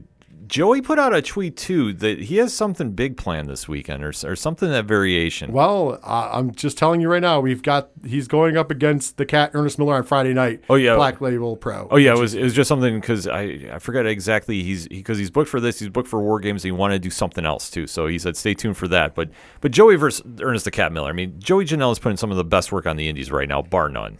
And the last match that's announced so far, I'm sure they'll announce more, for the Black Label Pro Heavyweight Championship. Your champion, Calvin Tankman, is going to defend that belt against Rich Swann. Ooh, that's going to be a great match. Oh, I fully anticipate that's going to be an amazing match. Of course, then we fast forward to IndependentWrestling.tv for $9.99 a month. You can pick that up. It's checked out a bunch of great independent wrestling. Of course, if you use the promo code ABSOLUTE, it'll get you 5 days free. With that being said, 1 p.m. Saturday, also from Hoffman Estates, we are going to get Game Changer Wrestling Settlement Series 2. They have not announced any matches for this. And, of course, if you look at the promo stuff, it's all stick figures and handwriting because that's what they do for the Settlement Series. Yes. It's great. But we do know that Maserati Wes Barkley will make his GCW debut. Billy Starks will be on that show. Jordan Oliver will be on that show wrestling under another name. Yoya and Janai Kai will be on that show. There is a ton of people scheduled for that show. I do believe Ciclope and Miedo Extremo are also on that show. So we're going to get Los Macizos and many more. It's going to be a lot of fun. It's kind of like a mystery vortex. They did it last time and it ended up being great. I can't wait to see this one as well. So independentwrestling.tv at 1 p.m. Eastern Standard Time from Chicago, Illinois. Check that one out. Let's talk about the big one. Ken M., what is that again? War Games. Well, to be more specific, it's GCW's The Art of War Games 2. Once again, from the Grand Sports Arena on Hoffman Estates. It's going to take place at 9 p.m. Eastern Standard Time, as I mentioned earlier. Here are some of the matches that we have listed thus far. Mind you, they are definitely adding more. In a tag team match, the East Coast Ace, the Clout Cutter, Jordan Oliver, tagging with his partner, All Elite Nick Wayne, to take on Aussie Open, Kyle Fletcher, and Mark Davis. Ooh, that will be something special. Next up in a singles match, we're going to have Detroit's own Alex Shelley going one-on-one with All Heart, a.k.a. the best in the fucking world, Blake Christian. That could be match of the weekend. Next up, in a singles match, I'm sure that this is going to get a little hardcore and extreme, ladies and gentlemen. Charlie Evans will go one-on-one with Sawyer Wreck. Oh, that's going to be awesome. And so far, only last thing named is in the main event of the evening. With the Game Changer Wrestling World Tag Team Championships on the line, it will be a 5-way tag team War Games. That is right. As the Briscoes, your reigning, defending, undisputed Game Changer Wrestling World Tag Team Champions, will defend the titles against Alex Colon and John Wayne Murdoch, Bussy, which is made up of Alley Catch and Effie, Los Macizos of Ciclope and Miedo Extremo, and last but certainly not least, the Second Gear Crew, Mance Warner and Matthew fucking Justice. There has yet to be the exacts of how this War Games is going to be handled, but I am here for it. We saw the Extreme War Games last year, and it was amazing. I know it's going to be amazing again this year. Ken, your thoughts? I'm actually going to defer to Pad because Pad visualized this. Mm-hmm. You know the Briscoes. Yes. I've shown you footage of Second Gear Crew. Yes. 3 other teams are going to be in there in an Extreme War Games match. How is this grabbing you? If those 2 cages are left standing by the end of it, I'll be fucking amazed. Yes, it's going to be insane. I'm with them on this. I mean, this is absolutely great, and especially like for Pat, who's not seen that much of GCW. That for us that have been watching since almost day one, you'd say this is going to be such a fantastic match. I don't know what they're planning on doing. I'm just expecting a lot of broken light tubes, a lot of barbed wire, a lot of just wild shit going on, and I don't know who's going to come out of this with the belts. I really don't. I don't either, but I know the fans are going to win big time. Yes. Last year's Art of War Games was an amazing match, and I think this one's going to top it. Yeah, I agree too. Next up on Sunday at noon, also from Hoffman Estates, Illinois, at the Grand Sports Arena, we get at noon Eastern Time, Effie's Big Gay Brunch. This is something that we love every year. Effie invites all the wonderful LGBTQ plus performers to come and have great matches. They're also serving brunch for real this time. Really? The menu was released. That's amazing. So there's some the bussy over biscuits. Okay. There's a bunch. The eggies are fine. Oh, nice. You like how that works? Yes. There's a couple other ones. Trust me, it's looking pretty cool. But the card is also looking solid. Are you ready? The first match, though, does not have the contestants listed yet because it is the gayest tag gauntlet match of all time. And they have not listed the teams yet, but I can promise you that gauntlet is spelled Gayntlet. So the gayest tag gauntlet match will be on this show. Okay. Next up, we will have Ashton Starr versus Sandra Moon. Nice. Devin Monroe versus Jai Vidal. Okay. This match is going to be very interesting because a lot of people are now getting to jump on the Kid Bandit bandwagon, which is fine. Mm-hmm. Kid Bandit's done a lot of nice things, very talented in the ring. Well, Kid Bandit's, as we know, one of the up-and-coming transsexual performers. Mm. However, her work is cut out for her because she gets to take on the Twink Killer, the Big Daddy, Pero. Oh, wow. That's going to be a phenomenal match. You know, he won Daddy of Daddies when he beat Effie at a few gay brunches ago. And he does call himself the Twink Killer. Just saying. Next up, in a three-way match that's going to fucking tear the house down, the Priestess of the Church of Pro Wrestling, Dark Sheik, will take on Ali Catch, and of course, your reigning Reina de Reinas champion down in AAA, La Huera Loca, Taya Valkyrie. That might be match of the weekend. It's going to be up in the contendership. Wow. That's going to be a phenomenal match. Oh, my God, yeah. And, of course, you know, Effie's got to be. Daddy has to be at the show. If Daddy's not on his own show, there's something going on and it's wrong. But Daddy is on the show, and Daddy will be going one-on-one with a very, very able competitor as he's taking on Max the Impaler. Oh, shit. So this is going to be a nice little violent brunch. Yeah, my God, yeah.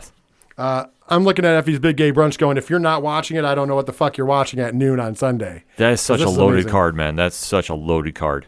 Yeah, I know, Pat, you don't watch a lot of the indies. No. But I would say this is a fun one to watch. It's always a fun one. Like I said, it's awesome that Effie uses his influence and his celebrity, if you will, to help out and put a bunch of talented LGBTQ plus athletes out there. And, of course, a few allies, like Taya Valkyrie. That three-way is going to be possibly match of the weekend. And that counts the WWE and AEW shows as well. Exactly. No, that's top of the three best women's performers in the world today. Facts. You know, Dark Sheik's a legend. Ali Catch, what can you say bad about her? And then, of course, Taya Valkyrie. Poof. Yeah. There's a reason she's, money. Mm-hmm. So with that being said, we're going to kick it on over to talk about something WWE adjacent. And that, of course, is NXT. Because coming up this weekend, we have NXT Worlds Collide, where NXT will go up against NXT UK. As we found out, NXT UK is going to be folding and becoming NXT Europe. Yep. Now, interesting point, Padawan J, you sent me something the other day that was very interesting. Basically, what it said is that the reason they're doing this is because of Brexit. It is harder for the European talent to come into England now. So by doing NXT Europe, they can do shows from Germany and Spain and everywhere else, and it's easier for the English wrestlers to make those dates than it is for some of those other wrestlers to make it into England. Yep. What did you think about that? Thought it was an interesting, point of what it might be the actual reason. Just because while I never watched NXT UK, I never heard anything bad about it. I heard the shows were fine. Never heard anything about it's going down in attendance, it's going down in this and that. Obviously, they had the pandemic, but who wasn't affected by the pandemic? Right. But once I read this, I'm like, you know what? That makes a lot of sense because Brexit, a fluid situation, a lot of stuff changing. That would make a lot of sense. That like before, where the UK was a part of the European Union, and it's easy to travel in between the two. Changing that from you have to have a passport, you have to have a visa, and you have to have all this other stuff. I read that, I'm like, you know what? If that's the case, that makes a lot of sense. Yeah, I agree with you there. So we don't know all the things going on. We do know 2 matches that are set in stone. But we also know one that's going to happen, and there's implications for that tonight on NXT, because tonight on NXT, as we record, because we're recording on a Tuesday, Diamond Mine will take on Gallus, so the Creed brothers against Gallus in but it's going to be a 6-man tag, so they're adding in members. But with that being said, the other 6-man tag this night will be Josh Briggs and Brooks Jensen, who are your NXT UK champions. Of course, the Diamond Mines, your NXT tag team champions.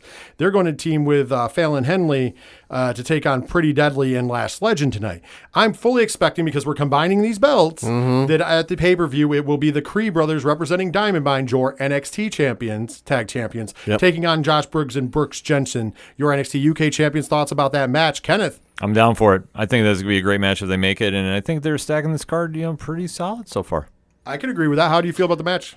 Worlds Collide is flying under the radar a little bit, partially because it's NXT. Not everyone watches NXT, but you look at the matches on paper for what they're building to, and there's some real potential for some great matches. Of course, there's going to be other things happening tonight as we record, so forgive us if we're not breaking it all down. The only other 2 matches listed as of right now, obviously we know Carmelo Hayes is going to be doing something because he keeps putting it out there. Yeah. But the 2 matches that are set in stone currently, there will be a triple threat match to unify the NXT Women's Championship and NXT UK Women's Champion. Your NXT Women's Champion, Mandy Rose, representing Toxic Attraction, will defend / go against Miko Satomura, a legend who is your NXT UK Women's Champion. She is going to be defending as well, obviously. And, of course, Blair Davenport, formerly known as B. Priestley, will be also in this match. So B. Priestley, coming in with no belts, could walk out as the unified NXT Women's World Champion. How do you guys think about this legendary fucking match? It's going to be a possible match of the year candidate. I think there's a lot of potential and some great stuff for this. And I wouldn't be surprised if the two title holders walk out empty-handed. They look like they're pushing one Blair Davenport, so that could be correct. I'm excited for this match. Like I say, the build for this has been very low-key, but what Mandy Rose has been doing with the women's title in NXT has been phenomenal work, and I'm not down that Blair sneaks both belts away from him. Like, this is a huge test for her as well. I want to be a greedy fan here.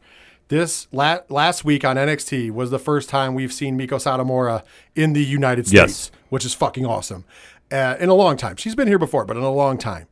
She is at Worlds Collide from the Performance Center in Orlando, Florida, or whatever they're calling it now. The CWC or whatever. Yeah, CWC, yeah. So with that being said, I just hope she wins because I want to see a lot more Miko Satomura. Yeah, I would love to see her on a regular basis. I mean, Legend is barely tipping the iceberg. Yeah, exactly. It's not even fully breaking down how amazing she is in her legacy. I tell you what, I mean, I would be totally down for it if they did, and especially if they want to do something where she made an appearance on Raw or SmackDown, I would mark out like a madman. Oh, absolutely. I'd love to see a lot of those matchups. And, of course, the only other real set-in-stone match as of right now when we're recording is a singles match to unify the NXT Championship and the NXT United Kingdom Championship. Of course, your NXT champion, Braun Breaker, defending his belt against Tyler Bate, who is the NXT UK champion, defending his belt. Only one man, both men are coming in with respect, they said, but only one man's walking out with the gold. Tyler Bate's looking pretty good. Tyler Bate could get this upset. However, sometimes you got to feed the beast, and Braun Breaker's looking super good out there. Thoughts on this match, starting with you, Pad? I think this might be the one where Braun Breaker finally loses. It's always been the question of who's going to do it, when are they going to do it. I think this might be it, and I think Tyler Bate might be the one. Now, does that mean, Braun Breaker gets the call-up? I don't necessarily think so. I think he might have one more run, couple more chances to get the title back before he goes up, because that seems to be what they've been doing the last couple of years. When right before the title bell holder gets called up, as he tries a couple more times unsuccessfully, gets it. But I think Tyler Bate might emerge victorious out of this. You know what blows my mind is how young Tyler Bate is. Yeah, because it was his nickname, the Big Strong Boy. Yes, the Big Strong Boy. Yeah. He's 25. Yeah, but just to think when he won the title from Pete Dunne way back when in the inaugural UK tourney there. 20 years old. Yeah. To see the evolution of him has just been, absolutely phenomenal. And to see now him in this spotlight, I'm not down he beats Braun Breaker, to be honest with you. I'm really not. Like, I think he's been poised to make that big break. Obviously, he's done with Mustache Mountain. This is the time to do it if they're going to do it, so I'm pulling for him. I'm going to agree with Pad, and I'm going to think that this is the time that maybe Braun slips on that banana peel, because I can't think that in a Triple H ran WWE, they don't have a spot for that big man up on the roster. He's ready. He's ready-made for that, and I can't wait to see him up there. So with that being said, I think that he's going to lose. I think that Tyler Bate is a great champion to kick it off, and we can get some really cool things. Once again, Carmelo Hayes is teasing who does he fight at this. I hope that he has a match. I also think that Carmelo Hayes will not be long for being in NXT either way. No. Because I think he's going to be coming up to the main roster as well. He's super talented. He's ready to go. So I think that this is going to be a good, not only is this going to be a good mixture, bringing in some of the NXT UK talents that have been, now that they have brought over to the United States for NXT. But I think this is also going to be a great moment for some of those NXT talents that are ready to take that next step, to start taking that next step to Raw or SmackDown. And, we're coming in on it. So I think that that's going to be really good for them. With that being said, that will be the end of the mid-card. We're going to take our final break.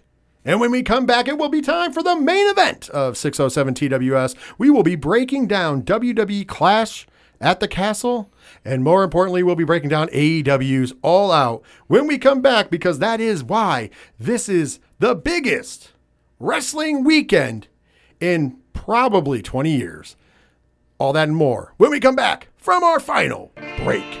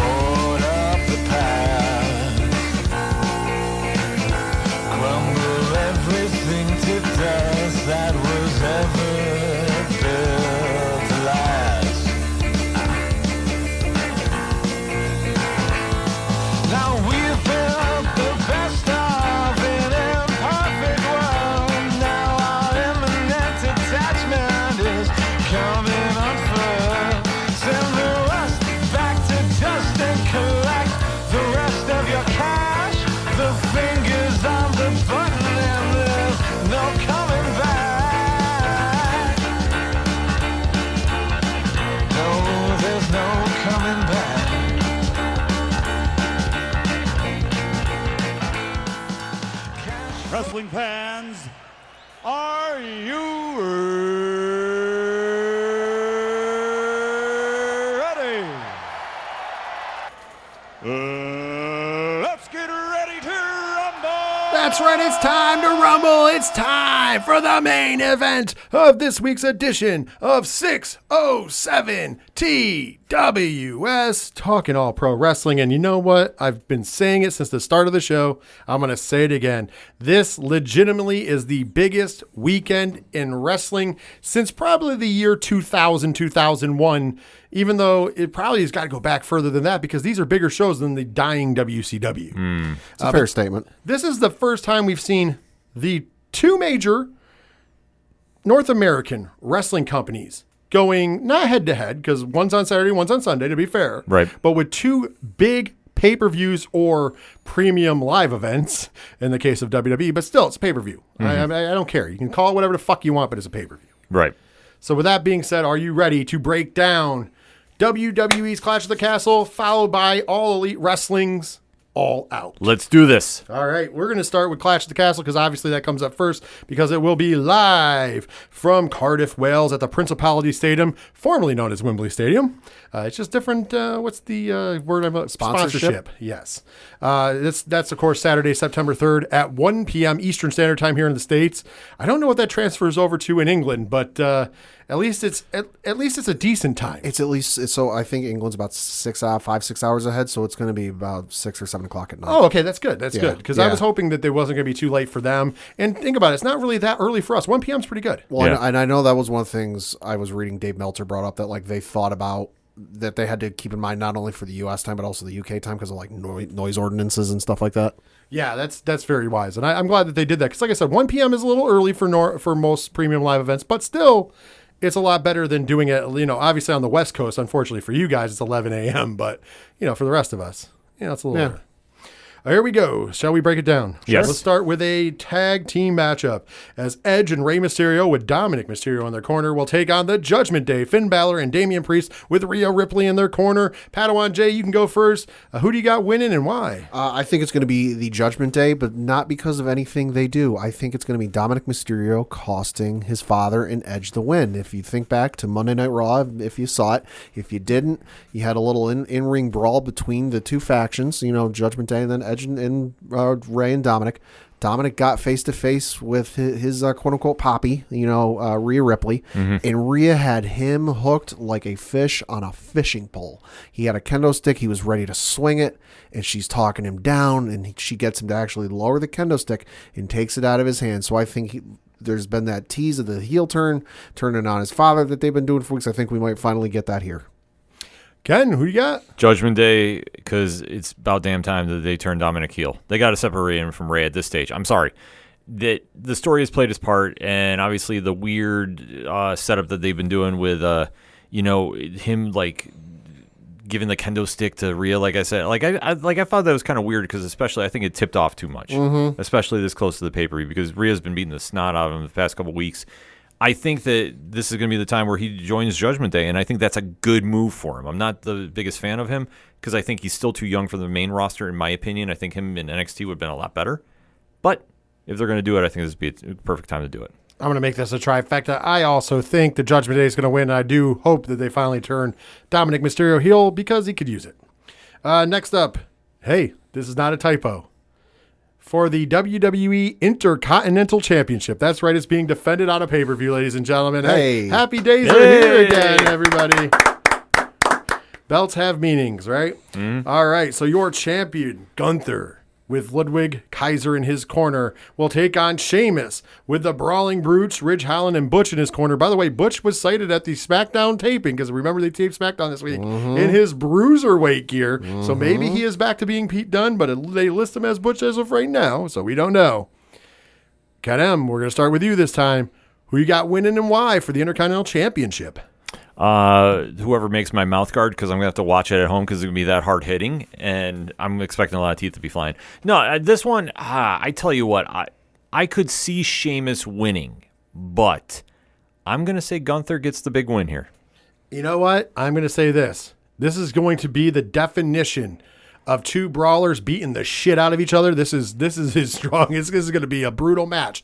But I'm going to go on the opposite. Remember, the only belt that Sheamus has never held, the WWE Intercontinental Champion. He is from Ireland, which is part of the UK. So I'm going to say the hometown boy is going to pick up that W, become Intercontinental Champion, and new with Sheamus. That's just my take. And Padawan J. This match is not going to be for the faint of heart. This is going to be hard-hitting. Teeth might go flying out of this match. That said, I think it's going to end up being Gunther, but it's going to be close. I'll say this, though. No matter what, this is going to be one of the best matches of the weekend. I do believe this is going to be awesome. Do you think this will be more hard-hitting than Dragunov Gunther?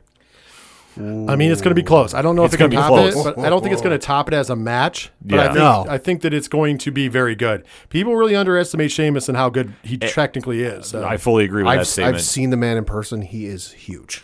Well, not just that, but I mean, he is good in the ring. People keep forgetting about that. And this is going to be a very hard-hitting fight. They have similar power movesets. I think it's going to be a really good match. I do not think it's going to be Dragunov, Gunther, or Walter, if you will, match level. No. But I still think it's going to be very good. I think this is something that some people are sleeping on, though, and they shouldn't be. I agree. Next up, we have a singles match, and we talked about it a little bit earlier. Matt Riddle, yes, that's right. Matt Riddle goes one-on-one against Seth frickin' Rollins. This is the match we all said, hey, we weren't interested in, but that all changed on Monday night. Now I'll kick it off as we go to the round robin. Man, I'm into this match, and honestly, there's going to be a lot of people out there that say that Seth Rollins has to win this match, but I've said it before and I'll say it again. Seth Rollins doesn't have to win shit. No. Seth Rollins is Seth Rollins. He could lose every single match. He's still one of the best wrestlers in the world, and he still is going to make somebody look like $1 million. With that being said, though, there's a lot of things that this match depends on, what they want to do with Riddle going forward, what they want to do with Rollins going forward. But I am going to say this Seth Rollins is going to pull off the victory, probably by nefarious means, but he's going to pull off the victory nonetheless. Padawan J. I'm going to go with Matt Riddle. Before I thought Rollins was going to win, and I thought it was a shoo-in, but then the whole bit last night after the quote-unquote cameras were turned off, but the mics were still live, I think that's going to be that tipped the hand a little bit. That it's going to light a fire under Riddle. That he's been kind of getting the underhanded by Rollins, and Rollins has been getting the upper hand on him. That he's it's going to light a fire under him, and he might get the win. But that fire could lead to mistakes. I just want to point that out. There could be mind games from the ultimate mind game player. Ken M, who do you got? Do we have an idea when Randy Orton's due back? I have zero clue. Not till next year. I heard he's out. Oh, okay, so to next year. Okay. It's a long term. I heard he's out through at least the end of the year. Okay, so that being said, that kind of plays into where I was going with, because I wasn't sure the latest, because I just kind of lost track with him. This is going to be Riddle's to win. Let me phrase it. This should be Riddle's to win, but I think they're going to extend this feud with Seth a little bit longer, so I think Seth wins via some kind of cheating method. So next time they face each other at the next pay-per-view, it will be a gimmick match of some sort. Sounds good. Next up, we have a 6-woman tag team match as your Raw Women's Champion, Raw Women's Champion Bianca Belair is tagging with Alexa Bliss and Asuka to take on your role model Bayley, Dakota Kai, and Io Sky. This match has got some great things written all over it. Padawan J, who do you got and why? This match is going to be awesome just because all 6 of these women are fantastic in the ring. This is going to be one of the better matches of the card, I would say, and I'm going to go with Bianca and her crew. That because Bayley and Io and Dakota have been getting the upper hand. They've been kind of running roughshod over the women's division, but I think it's time that the faces finally get one back. Right on. Ken M, your choice. Team Bayley all day. I think that now with them on the main roster, not that they need the win per se, but I think to really make an establishment of why this faction is going to be so important in the next couple months, I think they're going to get the W here. I am going to say this.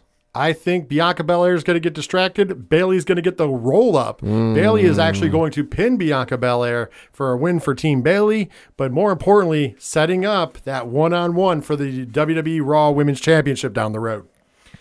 Next up, speaking of women's championships, we have the SmackDown Women's Championship on the line. Your champion, Liv Morgan, defending against the Queen of Diesel's Heart, Shayna Baszler. Ken M, who do you got walking out of Cardiff with the WWE SmackDown Women's Championship? Liv has to win. No question about it. If you're going to obviously have that rematch with Ronda down the road, Liv has to look like she can hang with an MMA fighter. Shayna is an MMA fighter. I think this will be a very good match. But I could also see Shayna winning. Like, this will be another one that the ref botches something up and misses. Like, Liv is tapping, but Shayna gets pinned too. Because I could see this actually becoming a 3-way down the road, maybe a Survivor Series, depending on how long they want to stretch it out for. Sure. Because I could see Shayna ultimately getting the upper hand on Ronda and setting up for that feud. But for this way, I'm going to take Liv because I think she needs the win more.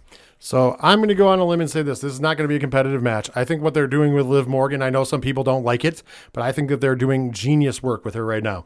The fact of the matter is, what are you going to do after she was champion? It was great. Everybody got behind it, but she's not convincing to beat some of the people in the division. So how do? You go almost the Mikey Whipwreck style, but in a heel style. The crowd is turned against her. That is fine. Mm-hmm. So now we are at Cardiff. It is her and Shayna. Shayna's going to dominate this match. And I think how this is going to play out is that it's going to look like the referee is going to make a mistake. Ronda Rousey will make an appearance, and Ronda will inadvertently cost Shayna the match. Ronda's going to try to point something out to the referee. Shayna's going to be a little distracted, and they're going to give the little quick roll up or whatever win to Liv Morgan. So she still comes out as champion, but that starts to sow the seeds of Ronda and Shayna down the line, because it won't be long before Ronda gets that belt back. And I do really think that they're going for a Ronda Shayna a match down the line, include maybe for a big pay-per-view like Royal Rumble or possibly even WrestleMania, in my opinion. Now, if they want to go the other way, they could have Shayna win the belt, but I think that there's a little more mileage they can get out of this like underdog champion who just keeps getting lucky because of poor ref decisions or distractions. Pad, what's your choice? I think it's going to be Liv. Like Ken, Liv needs this win. I think she'll be better in the ring with Shayna, because there's been footage WWE has been putting out, quote unquote training with Matt Riddle in some MMA stuff. So I think she'll look a little bit better in terms of that. But I think again, she's going to win through, I don't want to say nefarious reasons, but through like not exactly above board reasons. Happenstance. I like it happenstance. Whether it's Ronda running in or another ref issue, something's going to happen where Liv shouldn't win, but she does anyway. I'm sure we're going to get a couple more matches added to this card, but there's only one more officially listed, and that is for the WWE Undisputed Universal Championship. Your champion, the big dog, the tribal chief, the head of the table, Roman Reigns, defending against the UK's own Drew McIntyre. Mm-hmm. Of course, Paul Heyman will be in the corner of Roman Reigns, as always. And with that being said, this is an interesting match. And the reason I say that is because I can see this match going either way. I can see WWE getting the huge pop in the UK, giving Drew Mac the title, taking it off of Roman, and then giving him and seeing what he can do in front of an audience. I think that would have been the plan, especially if Vince was still in office. Mm-hmm. However, what I think they should do, doesn't mean they'll do it, but what I think and how I'm voting is that Roman should retain in a good match, very competitive. We know he can do those. We've seen him before. Because I think we need to have Roman retain until WrestleMania. I think that Cody Rhodes, all roads, pun intended, are pointing to the fact that he will be back in time for either Survivor Series, but at the latest for Royal Rumble. He wins the Royal Rumble, he goes to WrestleMania, and he defeats the unslayable dragon. I think that that's how you have to do it. You have to have your top babyface, which they have poised Cody there, and especially after that injury and working with that injury, it has made him almost a godlike face in WWE, and you're going to need that godlike face to take on the unbeatable champion, which is Roman Reigns. And I also think that it'll make still solidifying his title run as the greatest in the modern era. And once again, I'm not tired of seeing Roman as champion. I know some people are. I'm not, because I think that this dominant title reign has been fucking awesome, and I'm not quite ready for it to end. So I think WrestleMania would be the perfect time. I think it would be the perfect opponent would be Cody Rhodes. And I think that was probably the original plan for SummerSlam. But now let's extend it out to WrestleMania and still get that same result. I think Triple H would be on board for that. Like I said, if Vince was booking, I think Drew Mac was definitely slated in to win just for the cheap pop alone. Yeah. However, Triple H might still make that decision, but I really do think it's going to be Roman and hopefully carrying this on longer. Padawan J, what's your thoughts? Getting the pop for Drew would be awesome, especially, home country, all that. But I think it's going to be Roman. I think, like you, dropping the belt here, while it would make sense, long-term booking, I don't think it does. I agree with you. I think, Cody's going to be the one to eventually dethrone him at WrestleMania. So I think it's going to be another continued title reign for Roman. And I wish he would be more participatory. I know he's taken some time off. He's not as active as he was, but hey, I understand it. But in terms of the in-ring stuff, once the bell goes, I'm not tired of seeing it. I love seeing it. I'm not like, all right, let's just get this over with. Let's get it finished with. Nah, I still want to see it. I'm still in for it.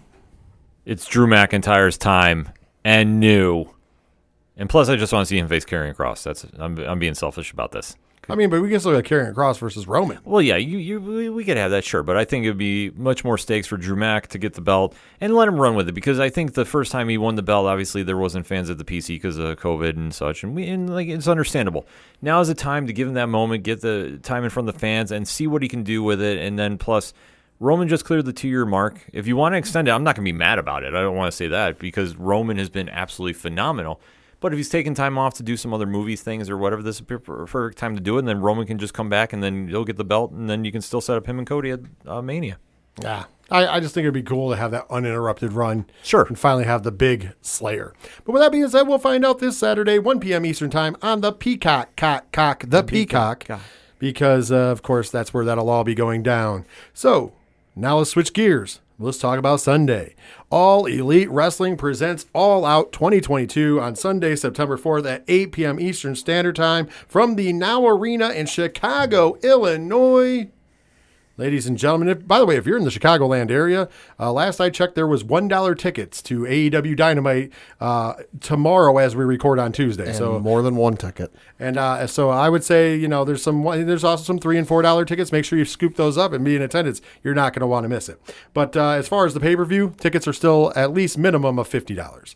So with that being said, let's talk about the card that we have announced so far. Obviously, we will save our speculation in the world title match for the end because that would be the main event anyways. By the way, you can watch All Elite Wrestling's All Out this Sunday in the United States on BR Live or through traditional pay-per-view or by going to certain theaters. Certain theaters will be showing it on the big screen.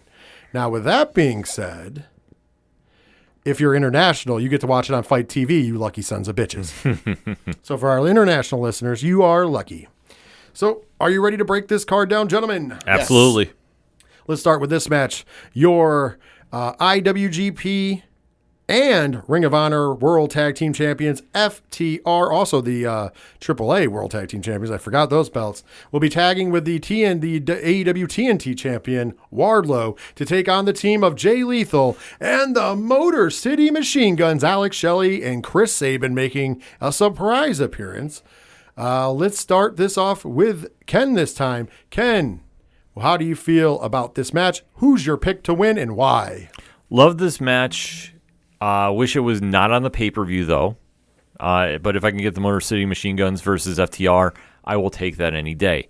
That said, this could be Team Pinnacle all day. And I think that since the Motor City Machine Guns, at least to my knowledge, have not signed a permanent contract, this is going to be a nice, fun match to kick off the show. But I think overall, for storyline purposes, it's Pinnacle all day. I'm going Team Pinnacle. Not only on top of that, I'm going to say this will be a great match. I think it's going to be a very fun six-way. Yes. I think everybody is going to be dialed in. I think a lot of them have a lot to prove because for whatever reason, FTR isn't getting the World Tag Team title shot. For whatever reason, Wardlow's not defending his TNT title. For whatever reason, Jay Lethal isn't getting a shot at the Ring of Honor title or some other title. And for whatever reason, we're just bringing in the Motor City Machine Guns for this, which is awesome. I think that everybody in this match has something to prove, whether it's for a contract with Machine Guns, if that's what they want, whether it's for Jay Lethal saying, hey, why are you overlooking me? As well as FTR and Wardlow, in my opinion. I think these guys are going to kill the house. This is going to be one of the best night matches of the night. But I got Wardlow and FTR coming out. Pad? I'm going the same way. This is gonna, if they decide to open the card with this, it's a great way to open the card. It's going to be a hot start. The crowd's going to be super into it. But for everything Ken said, it just doesn't make sense to have Jay Lethal and Motor City Machine Guns win this. I think Wardlow, FTR all day. Absolutely. Next match on the card, it is Team Taz Explodes. as Ricky Starks will be going one-on-one with Powerhouse Hobbs. You know what? These two have impressed me a lot more over the years of them being signed in AEW. I am I'm intrigued by this match. I think this will be a good match. At the end of the day, if Ricky Starks doesn't win, what the fuck are they doing? And I'm nothing against Powerhouse Hobbs. I just think Ricky Starks is ready to have that explosion. I think he's ready to be pushed to the fucking moon. So I think Ricky Starks, this is a must-win for Ricky Starks. Although it will be competitive, Powerhouse Hobbs is going to come out looking like a monster, which he needs to come out looking like a monster. But I think Ricky needs it a little bit more, in my opinion. Padawan J. Ricky Starks, because reasons. Absolutely. And of course, last but certainly not least, Ken M. Ricky Starks, reasons. Yeah. No, I agree with all your points because you're exactly right. And what I would love to see come out of this, and I don't even care about like how they want to set this up. I need to see Ricky Starks versus Wardlow for the TNT title. Like, let them have a program, not just a one-off. Let them have a program, and let's see what they got. Well, next up, we have as listed a casino ladder match for a future AEW World title shot. I don't see anybody listed on the press release here. No, yeah, they haven't announced anybody. But they usually do. It's like a Money in the Bank situation. Of course, whoever can grab the brass ring or the chip, depending upon which one they're using this year. Therefore, you will get a future shot at an AEW World title, which it always seems to be like 2 weeks after the pay-per-view. I've never understood that. I think they should do Money in the Bank rules, in my opinion. I do not know who could be in this match. We can start speculating. Ken M's shaking his head over here, so I think you have some in mind, obviously. Oh, Jesus Christ. It just came to me. Punk's winning this. He'll cash in at the end of the night. Oh, Jesus Christ. But that's if they do a cash, and they've never done that before. They've always done... First time for everything. Yeah, true. It'll be that time. Well, Doug, you know what they'll do? He'll win, and he'll say, I know we usually do this where it's a couple of weeks out, but nah, screw that. I'm doing it tonight. Yeah. This could be interesting. I don't know. I hope I'm wrong. I really hope I'm wrong. It just hit me now. Well, we'll tune in on Wednesday for Dynamite to get exactly who's going to be in this match, because here we are, 4 days out, with no announcement of who's in this match. I will say this, though. If it's not Punk, and let's hope it's not, I'm going to say it's going to be somebody they're bringing in. Maybe a Will Ospreay. Could be. Like, just to throw a curveball to everybody. Could be. Depending upon what happens in that Trios tournament finale, or who makes it, let's just say Omega and the Bucks don't make it to the finals. It could be Omega. There's some interesting... Right. There's some interesting stuff they can do. Will they do it? Who knows? Yeah. Speaking of which, next up we have the AEW Interim Women's World Championship match. Of course, Thunder Rosa had to surrender she didn't surrender the title. She's still the champion, so they create an interim. I fucking hate the interim titles. I hate them in UFC, hate them in AEW, so I'm consistent. But anyways, for the interim title, we have a 4-way dance. Toni Storm versus Dr. Britt Baker. DMD. Jamie Hayter and former AEW World Champion Hikaru Shida. I guess that Padawan J, you get to go first. Who do you think's walking out champ? I'm going to say Britt Baker, DMD. I don't watch AEW regularly. It's just from what I see online and some of the temp in the room I see. She seems to be the only one that gets a reaction out of folks when she's been champion. I realize Toni Storm I don't think has been champion yet of Not much. in AEW. But in terms of like the reaction online, people were excited to see her, and then it's kind of cooled off. I think it's going to end up being Britt Baker DMD just because she seems to be the only one of those four that gets a reaction and brings up the temp in the room consistently. Ken M. Just for chaos purposes, I'd love to see Jamie Hayter win because nobody is picking, as far as I've heard, anybody's picking her to win. But what I think is going to happen is it's going to be Toni Storm. I think Toni Storm was going to win over Thunder Rosa anyway, so this now sets up for that match. So whenever Rosa's ready to come back, it's going to be Toni Storm's time. I got to be honest with you. The smart bet, as far as the company should go, Britt Baker. Oh, yeah. Get the belt back on the face. This is the time to do it. It's the interim belt. When Thunder Rosa comes back, we know we've heard some things about her liking to yell at people in the back, I guess, and not be exactly the best worker. Dark Sheik even kind of threw something out there. A little extra on the dirt on the burial. Dark Sheik's been doing that lately, but said, it's a surprise that person does that on TV as well. So I guess that's something that Thunder Rosa is known to do. Some crazy that stuff we didn't know about prior, yeah. if true. Smoke, there's fire, I guess, maybe. But if that's the case, if any of that is true at all, I think you move the belt to Britt Baker, and then we can move the title back on the face of the women's division of your company, and let's go from there, in my opinion. No, it works. Next up, and Ken M, you'll get to pick first on this one, AEW World Trios Championship Tournament Finals. Who do you got in the finals? Who do you think's going to walk out as the Trios Champion? Well, on Rampage, Dark Order beat the House of Black. Which was an upset victory of the year. Yes. because obviously I think they're going to be doing House of Black versus Miro, Darby, and Sting somewhere on the show. So that being said, I think it's going to come down to the Dark Order versus the Elite, and the Dark Order is going to win because Hangman Adam Page is going to interfere and cost them the match. Really? I'm going to say it right now. Dark Order wins this thing. I'm going to say this. The Dark Order should win this thing, being the fact that that would be the surprise thing to do because everybody has already crowned the Elite as the champions. However, in the past, Tony Khan has shown that he doesn't like to go off the reservation too much. So I have no faith in it. I think that until proven otherwise, I think the Elite's walking out. I think that's the wrong decision here, quite honestly. Pad? I'm going to say it's going to be the Elite versus the Dark Order in the finals. And then I think because of reasons, one of the guys in Dark Order won't be able to go because of injury or whatever they want to write in for storyline purposes. And then who do they insert? Hangman Adam Page. And then you have them win the trios titles. I like that idea. I like that thought. I hope that happens. I hope both of you gentlemen are right and I'm wrong. Unfortunately, a lot of times Tony Khan doesn't throw those curveballs in. I think he should. And if Hangman Page should end up in this match, by the way, he really should, because I think that would be a perfect storytelling moment. Next up, we have the AEW TBS Championship match. Your champion, Jade Cargill, will be defending against Athena. This match... Talk about a slow build. Yeah. That has been teased for months since Athena came to AEW. Here's the thing. Right now, Jade Cargill's on one hell of an undefeated streak.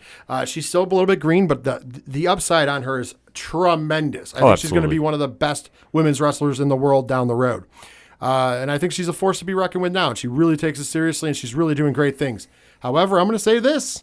I think this is the time for her to get her first loss so we can start getting more miles on the tires for Jade and really start elevating her to where she needs to be. And I think that she can't do that necessarily right now with the TBS title because it's not allowing her to have that great feud that she hasn't had yet.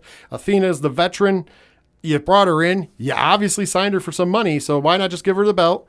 And now we can have Jade doing other things and really, polishing the rough edges into becoming the future AEW World's Women's Champion and face of that company's women's division, in my opinion, unless WWE steals her. Padawan J, what's your thoughts? I'll be honest. Up until she won the title, I realized Jade Cargill was in the mix for it. I know she won the belt, but after that, could not tell you what she has done with it since. Nothing really memorable. Nothing sticks out for me. Now, granted, I realize I don't watch AEW, but just from perusing the internet and perusing Reddit, couldn't tell you what she does. So I think that being said, it's nothing against her. She's a fine wrestler. She's got, like you guys said, she's got all the upside in the world. But I think it's time to take the belt off of her, give her a loss, give it to Athena, and let her run with it and see where we can go from there. And here's the thing, just agreeing with you just because you watch, she's just on the Goldberg jobber run. Let's be honest. She's on the Goldberg low card or no name jobber run. Sure. That Goldberg was on when he had his undefeated streak, which is fine. I'm not mad about it. I'm just saying that this is a good time to move the belt off of her so that way we can get her in some storyline with some other people and start polishing the edges, get her better on the microphone. She's good, but she's not, there's some rough edges. Also the same in the ring. I think the best way to do that is without being hampered by a title belt. That's just me. Ken M., thoughts? Jade retains because what I feel they're going to do is after the four-way for the women's belt, Britt Baker's going to switch her attention to the TNT or TBS title. Interesting. What do you think they're trying to build it up? Like it's like how they try to make the TNT and the world title are similar? Yep. And I think that it's going to be like, well, if I can't get the TNT title, I deserve to be a champion. I'm going to go after this.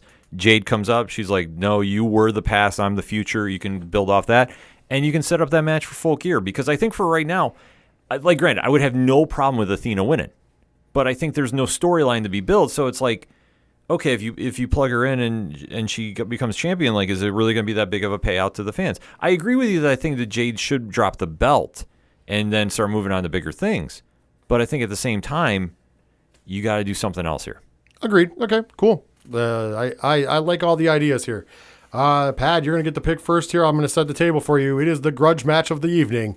Jungle Boy versus Christian Cage. How you feeling? Who's winning? Double knockout. Double knockout, nobody wins. Double count out, whatever it is. Ken M. Christian Cage because he's doing the whole James Bond villain look, and I think Luchasaurus is going to turn on Jungle Boy. I agree with you, Ken. Honestly, here's my problem. And I'm going to get some hate for this. Jungle Boy is one of the quote-unquote 4 pillars that doesn't feel like a pillar. No, I agree with you there. He is decent in the ring, but his mic work, yeah. And just because he swears on the mic does not mean he's good. Yeah. I'm sorry. Oh, he called him a pussy. Ooh, yeah. Such big words. Also, his in-ring stuff, he's not better than other people in the ring, quite frankly. I'm sorry. He's not that he's a bad wrestler. He's a good worker. He's solid. He's solid. But but to put him on the same pedestal as MJF, which God knows where he is, but still MJF. Sure. Sammy Guevara, which once again, I'm not a huge Sammy fan, but you can't deny that he's good in the ring. He's got the it factor. And then, of course, Darby Allin, who, listen, whether it doesn't matter how good he is in the ring or not, which he is good in the ring. He's insane and he's an attraction. I would say that Orange Cassidy's more important to AEW than Jungle Boy is. I would even say Wardlow has dethroned him from a spot. Mostly, some of it's booking, and also it's just the talent. Like, I'm sorry. And I know there's a lot of people out there that think that he's great, and that's fine. And he is a good wrestler. But listen, if I was the one booking AEW, I would have booked Brian Pillman Jr. in matches to put him in the spot that they want Jungle Boy in, because he's a better wrestler, in my opinion. No, I agree with you on that fact. I mean, the thing about Jungle Boy is he is very, very good in the ring, and I will stress that. But as far as a character, as far as mic work, it's not there yet. So to anoint him as like a face of your franchise, I think it's just the internet fans are really, really like him. And you granted, there's nothing wrong with that. But I think in comparison to some other people like you brought up, like I think Orange Cassidy is more of a pillar than anybody. Agreed. I think that Wardlow, if you're thinking long-term booking for the future, he should be the guy that you're centering the franchise around. Like, he should be the face of the franchise. Unfortunately, once again, I know we're not trying to talk about this now, so we won't jump into it too much, but we've said in the past, unfortunately, Wardlow, if they're not careful with how they handle all this, especially after hearing how it disrupted, Wardlow and Hangman Page are two guys that are custom made for the Triple H led WWE, and they can go become stars there. Wardlow could become the next Batista, and Page can become a champion as well. Yeah, he's got the factors that Triple H likes. So you got to be careful. Those are the kind of guys you have to take care of. So meanwhile, while we're still trying to convince people that Jungle Boy Jack Perry is a pillar of the company, I think your real pillars are Wardlow, Hangman Page, MJF if he comes back, but if he's not there, that's fine. Darby Allin and Orange Cassidy. Those are the most popular guys you have in your company between gimmicks, in-ring, and getting over. Mm-hmm. And if you don't agree with me, that's absolutely fine. And once again, it has nothing to do against Jungle Boy. But here we are. We have Jungle Boy featured in his singles match on a pay-per-view. I'm sure you're right. Luchasaurus will turn on him, and that'll be it. But Wardlow is not defending his TNT title on this. He's in a 6-man. Mm-hmm. MJF is wherever MJF is, work, shoot, whatever the fuck it is, we don't know, and we haven't seen him in months. Yeah. So it's kind of hurting the fact that it's a work, right? Mm-hmm. And then last but certainly not least, Orange Cassidy so far isn't on this card. I know they could add him. He might even be in that ladder match, but they could add him somewhere. And also, Darby Allin is not on the card currently, although I feel like that 6-man tag might be something he does. But once again, that'll be the third 6-man tag on this card. Yeah. And I think that's a big disservice to the card because the fact that there's 2 on it's baffling to begin with. If there's 3, it's like, what the fuck are we doing with our lives? Yeah, unless you put them all in the pre-show, which, I mean, I could see that happening for the Darby one. I could fully see that one happening. Agreed, but I'm just saying. But it's too much. But that's the whole thing. You take away, especially when you're supposed to be crowning 6-man tags, champs, like, it's too much. But but this is one problem that they have. They overstuff these cards for the pay-per-views, and I get they do them only 4 times a year. Sure, I understand that, but still, you gotta look at quality over quantity. Like, I don't need to be watching a wrestling show from 7 to 1 in the morning on the East Coast. Like, it doesn't add up if you shorten up a couple matches, and then if you really feel that, do something special for your YouTube channel if you want to try driving people to that. I got you. I agree. We got 2 more matches to talk about, and of course, then we have a whole bunch of kit and caboodle. So we got Ken, we'll start with you, of course, here. The AEW World Tag Team Championships are on your line. Your champions, Swerve in Our Glory, Shane Swerve Strickland, and of course, Keith Lee defending against the acclaimed Max Caster. First of all, I wonder if Ass Daddy's going to be out there, Billy Ass. But I like both teams. Don't get me wrong. we're going to kick it to you first. Who do you think's winning and how? Why? Oh, it's Swerve in the Glory. It's Swerve and Keith Lee all day. Listen, I understand that the Acclaimed is winning over people, but let's face it, when are they really featured? On Rampage. They're not. There's really a weak build for this storyline. Swerve and Lee have wrestled here and there. Give them time to run with the belts, and I think like this match is a good match. Do I think it's a pay-per-view match? No, but I just think because there's no storyline really built up around this. I think Swerve and Lee deserve to have like a little more high-profile opponents. So I'm going to say that they win for this, and then unless something crazy happens. Deserve to have, how about they deserve to fight the number one contenders for the AEW World Tag Team titles? By the way, the number one contenders that have been the number one contenders for 8 months, who currently are the reigning AAA World Tag Team Champions, the reigning IWGP World Tag Team Champions, the reigning Ring of Honor World Tag Team Champions, and they should be going to All Out and walking out as the new 2-time reigning AEW World Tag Team Champions in the FTR. This is a big missed opportunity on a big show. This is the kind of shit I was talking about with the last one. I'm still talking about here. And will this match be good? I don't want to shit on it. It will be good. The Acclaimed is very good in the ring. It'll be a solid match. I think Anthony Bowen and Max Caster are both good young kids. I think that they have bright futures, and if they were pushed right, they could convince people they should be in this match. As far as Swerve and Keith Lee, I hate the fact that they're a tag team, but they're great wrestlers, but they don't need to be a tag team. We thought they were going to be split up. The only reason to give them the belts was to keep the Young Bucks from eating a pin from FTR, so I don't understand why we're not just going there. Unless they're going, okay, let's get another pay-per-view out of them before we have that. That's bullshit. Just give them the fucking belts already, because eventually you're going to want to put the Young Bucks over them again and bury them again. The FTR already knows that. FTR is not stupid. The reason you took them out of the fucking video game is, in read between the lines, is because they know eventually they'll have to do the JOB to the Bucks again and look like shit, and then they can just say, okay, our contracts are up in 2023, which they are, and we can just walk away into the sunset. Whether that's back to the fucking hugging embrace of Papa H, who, of course, they were Papa H guys, so I'm sure they will have no problem walking back in to be the centerpiece of a new rebuilt WWE Tag Team division, because I do believe Triple H is going to do that, just like he rebuilt the Intercontinental division. He's rebuilt the United States division, and that's only in a month. Wait until he starts just focusing on the Tag Team division, and why wouldn't you want that gigantic fucking centerpiece where they no longer have to do jobs to the Young Bucks to prove that, the Young Bucks are better? Sorry. That's just how I look at it. I'm sorry that some executive vice presidents get that way. But with the match at hand, I'm sure it'll be fine. Max Caster and Anthony Bowen remind me of a more talented in-the-ring version of Enzo and Big Cass.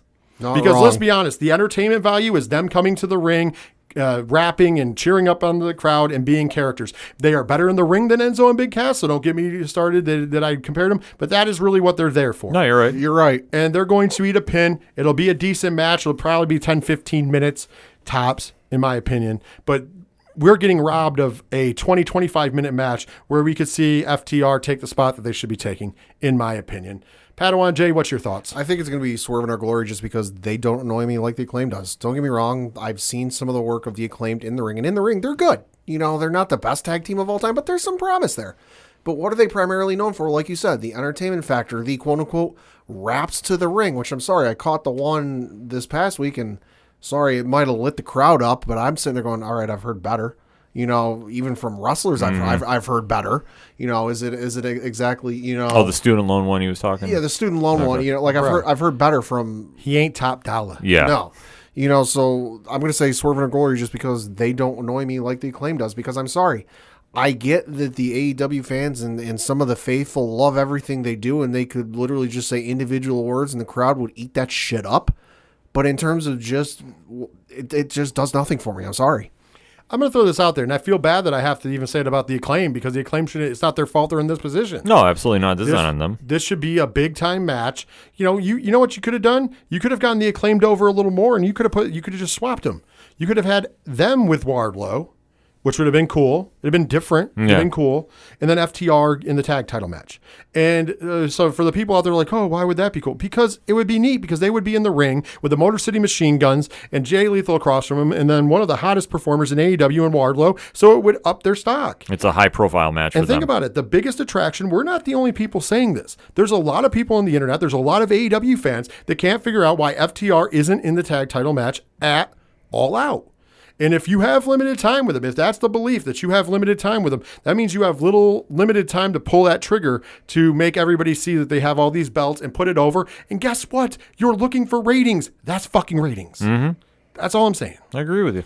The last listed match, and then we're going to talk about the world title match because we know that's going to definitely be listed, but just nobody yet, is Lionheart. Yes, that's right. They put Lionheart, Chris Jericho, going one-on-one with the American Dragon, Bryan Danielson. So I'm assuming this is a rematch from NXT Season 1. Yeah. Kedem, who do you got in this match and why? Well, for the Daniel Garcia storyline, I am going to take Bryan Danielson on this one.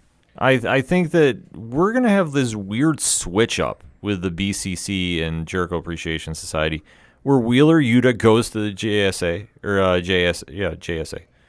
Or JAS. You know, I'm saying Justice Society. Yeah, I'm thinking comics-wise. That's what I do. So you're going to see him go with Jericho, and then I think you're going to see Daniel Garcia go with William Regal, which I think is a better fit for both. I'm going to tell you right now, if I'm booking this match, I'll tell you how it ends. Bryan Danielson gets Jericho in either cattle mutilation or the LaBelle lock. Probably the LaBelle lock since Gene LaBelle just passed away, RP. Mm-hmm. And I think Daniel Garcia throws the towel in.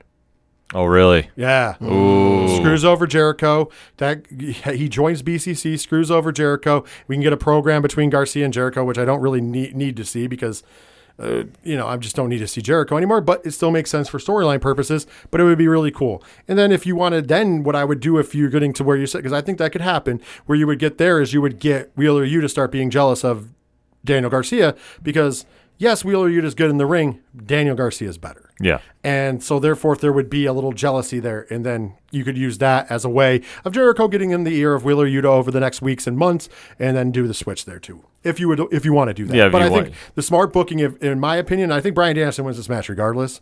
But the smart booking is you would use Daniel Garcia to throw in the towel for Jericho because I think that would be great. Pat? So fun fact, I can't take credit for this. I read this online, but according to ProFightDB.com, Bryan Danielson and Chris Jericho have been involved in matches together over the course of their career 14 times. Of those 14 times, only 2 of them are singles matchups. One of which was on Monday Night Raw on February 11th, 2013. The other one was on WWE NXT Season 1 taping, number 1, February 23rd, 2010. And that was where he broke out the lion tamer. Mm-hmm. That is the only 2 times those 2 gentlemen have faced off against each other individually. They've been involved in, battle royals and Royal Rumbles and tag matches and everything else. Sure. But in terms of just one-on-one, only 2 times it's ever happened. Thought it was a fun fact. Kind of cool. I'm going to say Bryan Danielson just because reasons. I don't think Jericho needs it. I think he'd give the rub to Danielson. I gotcha. Well, that leaves us with the one big cloud and question mark that hopefully gets answered tomorrow night on Dynamite as we record on a Tuesday. And that, of course, is the AEW World Championship. We know now that the undisputed, reigning, and defending AEW World Champion is Jon Moxley. Yes. By the way, also the Game Changer Wrestling World Champion. Yes. Why mark that on the calendars. And he is going to go one-on-one with... Well, Uncle Dave says that this was a Swervosaurus, and we're going to get Punk versus Moxley. I know, Ken, you pitched a way to do that earlier. We're going to add that in there. Of course, the internet's saying the Hangman Page might end up in this match. Where the internet's saying that MJF returns in this match, which I'm kind of like, well, last time we saw him, he got powerbombed 18 times and jobbed out. So it'd be really weird to see him in a title match. But as you gentlemen like to say, reasons. Exactly. And of course, it's Tony Khan, so you never know. There's so many. I don't know. If they're, what I would do? I'm going to get bullshit. I'm going to tell you guys. Tomorrow night on Dynamite, what I would do is I would have a good old fashioned fucking battle royal. I throw a bunch of fucking people in it, whoever, and have somebody win and somebody unexpected. Who cares? You know what I mean? It should be a Moxley win. It should be pretty easy. I'm just throwing it out there. If you could get Okada or fucking Jay White or somebody, maybe, but I don't know. Here's the trick.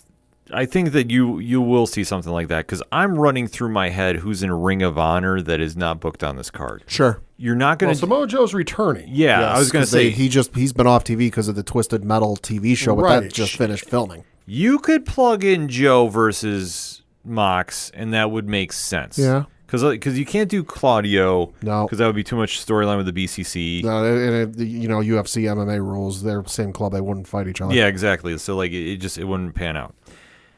You could try Hangman Adam Page, but there's no storyline build. And I'm sorry, unless you're a true blue AEW, fanatic, it's not going to be enough to sell the casual fan. Like I say, we pose this question to Pat all the time because we make it very well known he's not the biggest AEW fan in the world. Nope. If you had $50, you look at the template of who's there to face Jon Moxley. Mm-hmm. If you're a wrestling fan, who would you plug in there? Well, I'll be honest. Punk, no, because I just watched a squash match. I did watch that match just because I was interested to see what happened. I just saw Punk get squashed in 3 minutes and 11 seconds. So I wouldn't spend, basically a tank of gas. Mm-hmm. What I would spend on a tank of gas, to watch this. MJF, while it would be cool, doesn't make any fucking sense. Hangman Page, again, doesn't make any fucking sense. Now, if it were to be Samoa Joe, then I might be like, oh, you know what? Game time decision, I might do it. But anybody else, I'm sitting there going, no, just no.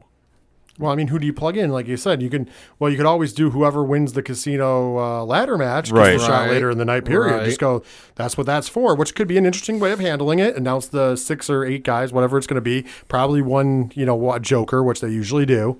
And then have whoever wins that go on to later in the night face Moxley. That could be a thing, which might be interesting depending upon the 6 people. Maybe Samoa Joe's in that match as well. There's just, I don't know. I honestly think that they have booked themselves into a corner. Oh, they have. Because if they do Punk Moxley, I'm not, we're going to watch anyways. Me and Ken are at least. Mm-hmm. Let's be honest. But you know what? I'm not interested in seeing Mox versus Punk, especially after I saw the squash. There's no reason to run that back 11 days after a squash match. Like if you want to say he's injured and run it back at, what'd you call it there? Full Gear, which would be the next pay-per-view, then I'm fine with that. But if you're saying that we're running it back 11 days later with a foot injury that put him out for months, I don't like it. It makes no sense to have just run it back after 11 days where he re-injured the foot, and you had JR say on broadcast that's the foot he injured initially. Blah blah blah. It just makes no fucking sense. I don't remember if I said it on the show, but I know I said it to you off air. Mm-hmm. That this whole thing with Moxley and Punk was the one thing they couldn't fuck up, and they had to nail it flawlessly, and they have managed to fuck it up every step along the way. You know what they're probably going to do? Okay. Oh God, why is this all hitting me now? Yeah, your match is going to be Joe versus Mox, and Joe wins. Okay. And Punk is going to win the cash in. So you'll have Joe versus Punk to close out All Out. And Punk wins. Well, if they do a cash-in scenario. Yeah, but it's going to happen. Like I say, that's the only scenario that works for me. Well, I mean, yeah, I can see that happening, but it wouldn't be. I don't like it either. I don't, like I say, I don't like it, but that's the only one I can say that works, like in this situation. They have taken a surefire, awesome main event at one of their biggest pay-per-views and literally just flushed it down the toilet. And I'm sorry, the people out there that are saying, "Oh, this is great booking." Where? No, because as you go down and try to plug somebody into this match, there's some interesting things you could do. Once again, the return of Joe. Do a battle royal on Wednesday to find out who's going to be the champion. Do the winner of the ladder match at All Out goes on to wrestle for the title later in the night. You could do all of those things, and they're interesting. But at the same point in juncture, what do we get? There's no bigger matchup than Punk versus Moxley would have been, but that squash match ruins it. Yeah, and anybody who thinks that squash match, like, oh, that was just a good part of the story so he can win it in Chicago, that is fucking dumb. Tell me how that makes any sense. And here's how I'll push it to you.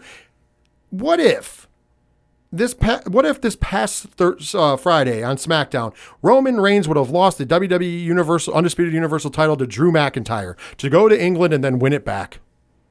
That is, and fake an injury. That is the exact same thing. What would you say as the internet? And be fucking honest. Be honest. Bullshit. Yeah. All of the people defending this on the AEW side, and I know they listen, and I'm not trying to be a dickhead. Be honest. If the roles were reversed and the 3 letters weren't AEW, they were WWE, what would you say right now? They'd be saying it's horseshit. And that's why this is the podcast that calls it right down the fucking middle, because I would have done the same thing. This could be WWE, this could be Game Changer Wrestling, this could be New Japan Pro Wrestling, this can be any of it. And if this same fucking thing happened 11 days out, where they used an injury angle to do a squash, and then they, might put that same match on at the pay-per-view, I would be having the same exact problems. That's what being right down the middle is. Yeah. And if you say that, well, if it was WWE, I'd feel this way, then that means that there's your bias. And so now you need to take a step back and go, guess what? I was wrong. Mm-hmm. And I don't know anybody out there that isn't biased, that is like, oh, this is a fucking great idea.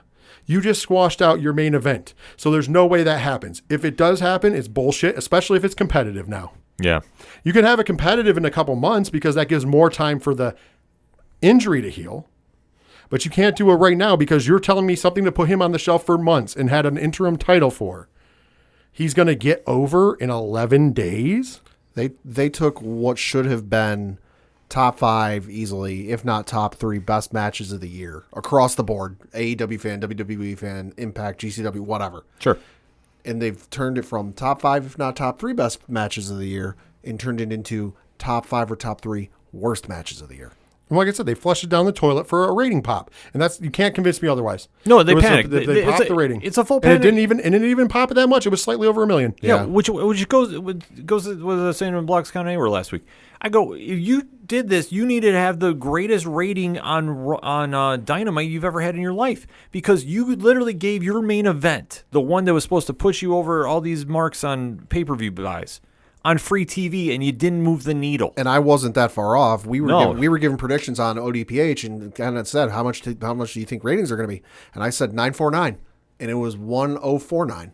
Mm-hmm. Yeah, just barely over. I was 100,000 off. So that main event wasn't going to move the needle for your fan base. It wasn't the main event anyways. Yeah, but that's the whole But thing. it would have done it on pay-per-view. Yeah. Oh yeah. And the reason I say that is because that was the match the faithful wanted to see, so they would have come out in droves and they would have bought the pay-per-view and it would have done the record numbers there. And listen, AEW, the one thing they have to worry about is pay-per-views because they're charging $50. Mm-hmm. WWE is putting on good premium live events, especially Clash at the Castle. But let's be honest, they don't have to because for $4.99, you can watch it on the Peacock. Right. You don't have to pay $50 for it. Right. You know what I mean? And if you change your email address, you can do it for free. You know, because you can do it under the guise, which people have done before, and I'm not going to condone it. But once again, do you, boo boo? Exactly. I just want to throw it out there. So that's just why I get so energized because I'm like, man, AEW really had something cooking and can come out and have this great night of wrestling. And now I'm going, well, who fits in? And like if you say, oh, plug in Hangman Adam Page. Okay, plugging in Hangman Adam Page. Last time we knew, he hadn't been doing shit in the last couple months except for hanging out in the back. And of course, we all were privy to him being called a coward and not responding. Yeah. Well, and I know the marks are running with, he was coaching guys in the closet because of BTE. BTE, no, stop. Exactly. They came up with that after the fact. Yeah, BTE's not relevant. BTE came after the fact. We all saw the photo. The three of us all saw the photo. I don't think it's circulated wide enough, but he was sitting in catering. Yeah, exactly. And then on top of that, let's point out the fact MJF returns. Okay, MJF's a big name, granted. MJF, like if we're talking about in the height would be, but he's spent 3 months with nobody mentioning him at all. And on top of that, the last time we saw him in the ring, I cannot overstate this.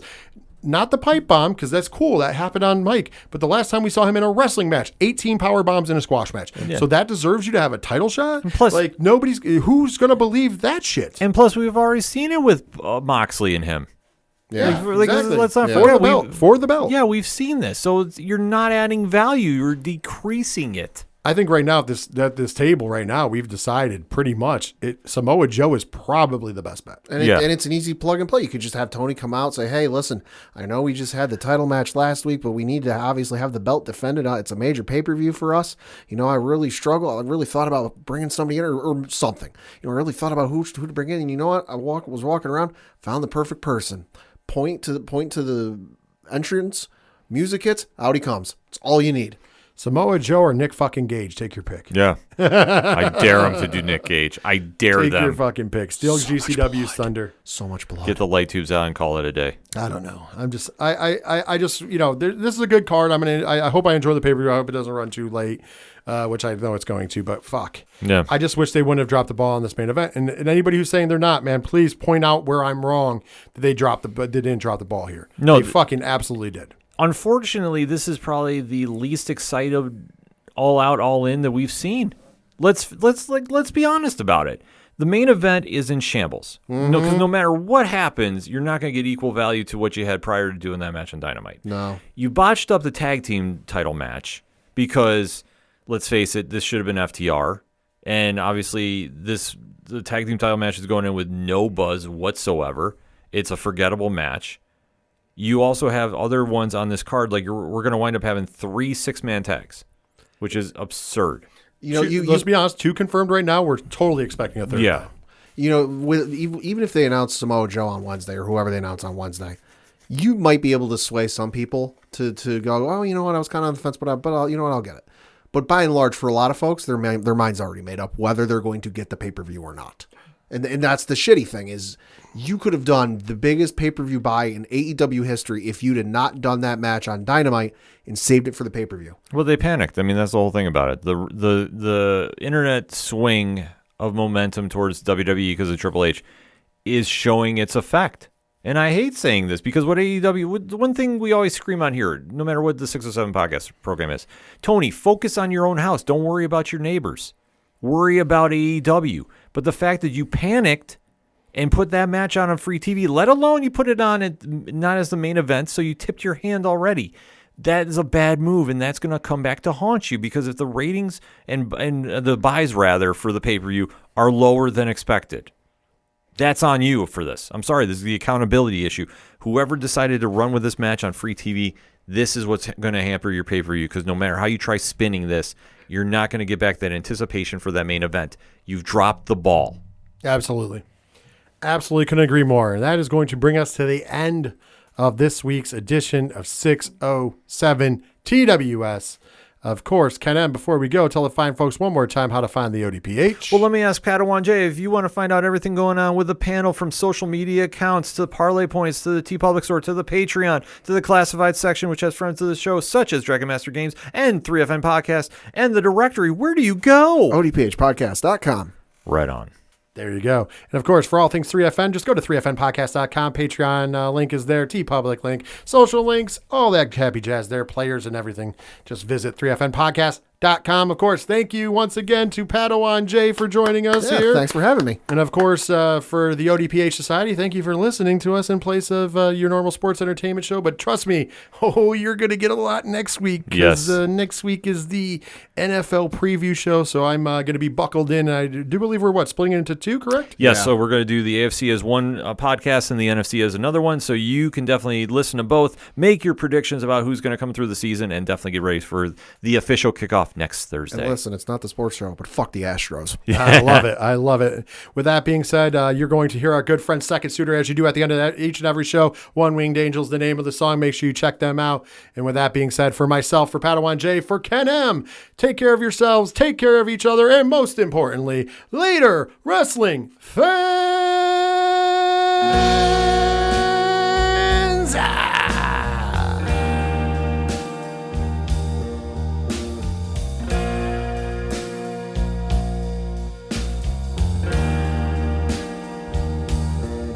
Take my hand. We could order Chinese food, get high, and then watch New Japan. Rainmaker, my heart so damn hard I can no longer stand in this room. I'm starting to swoon. The walls made of neon, but I can't stop looking at you.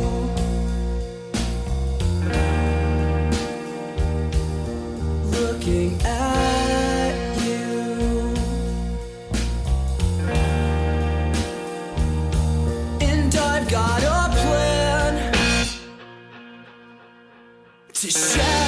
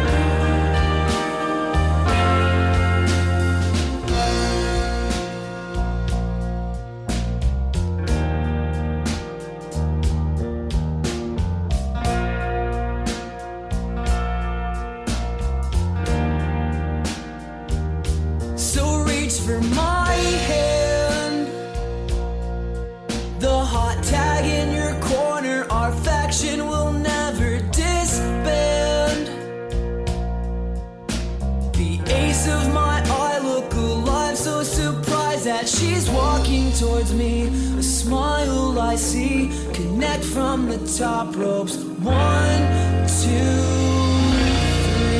3.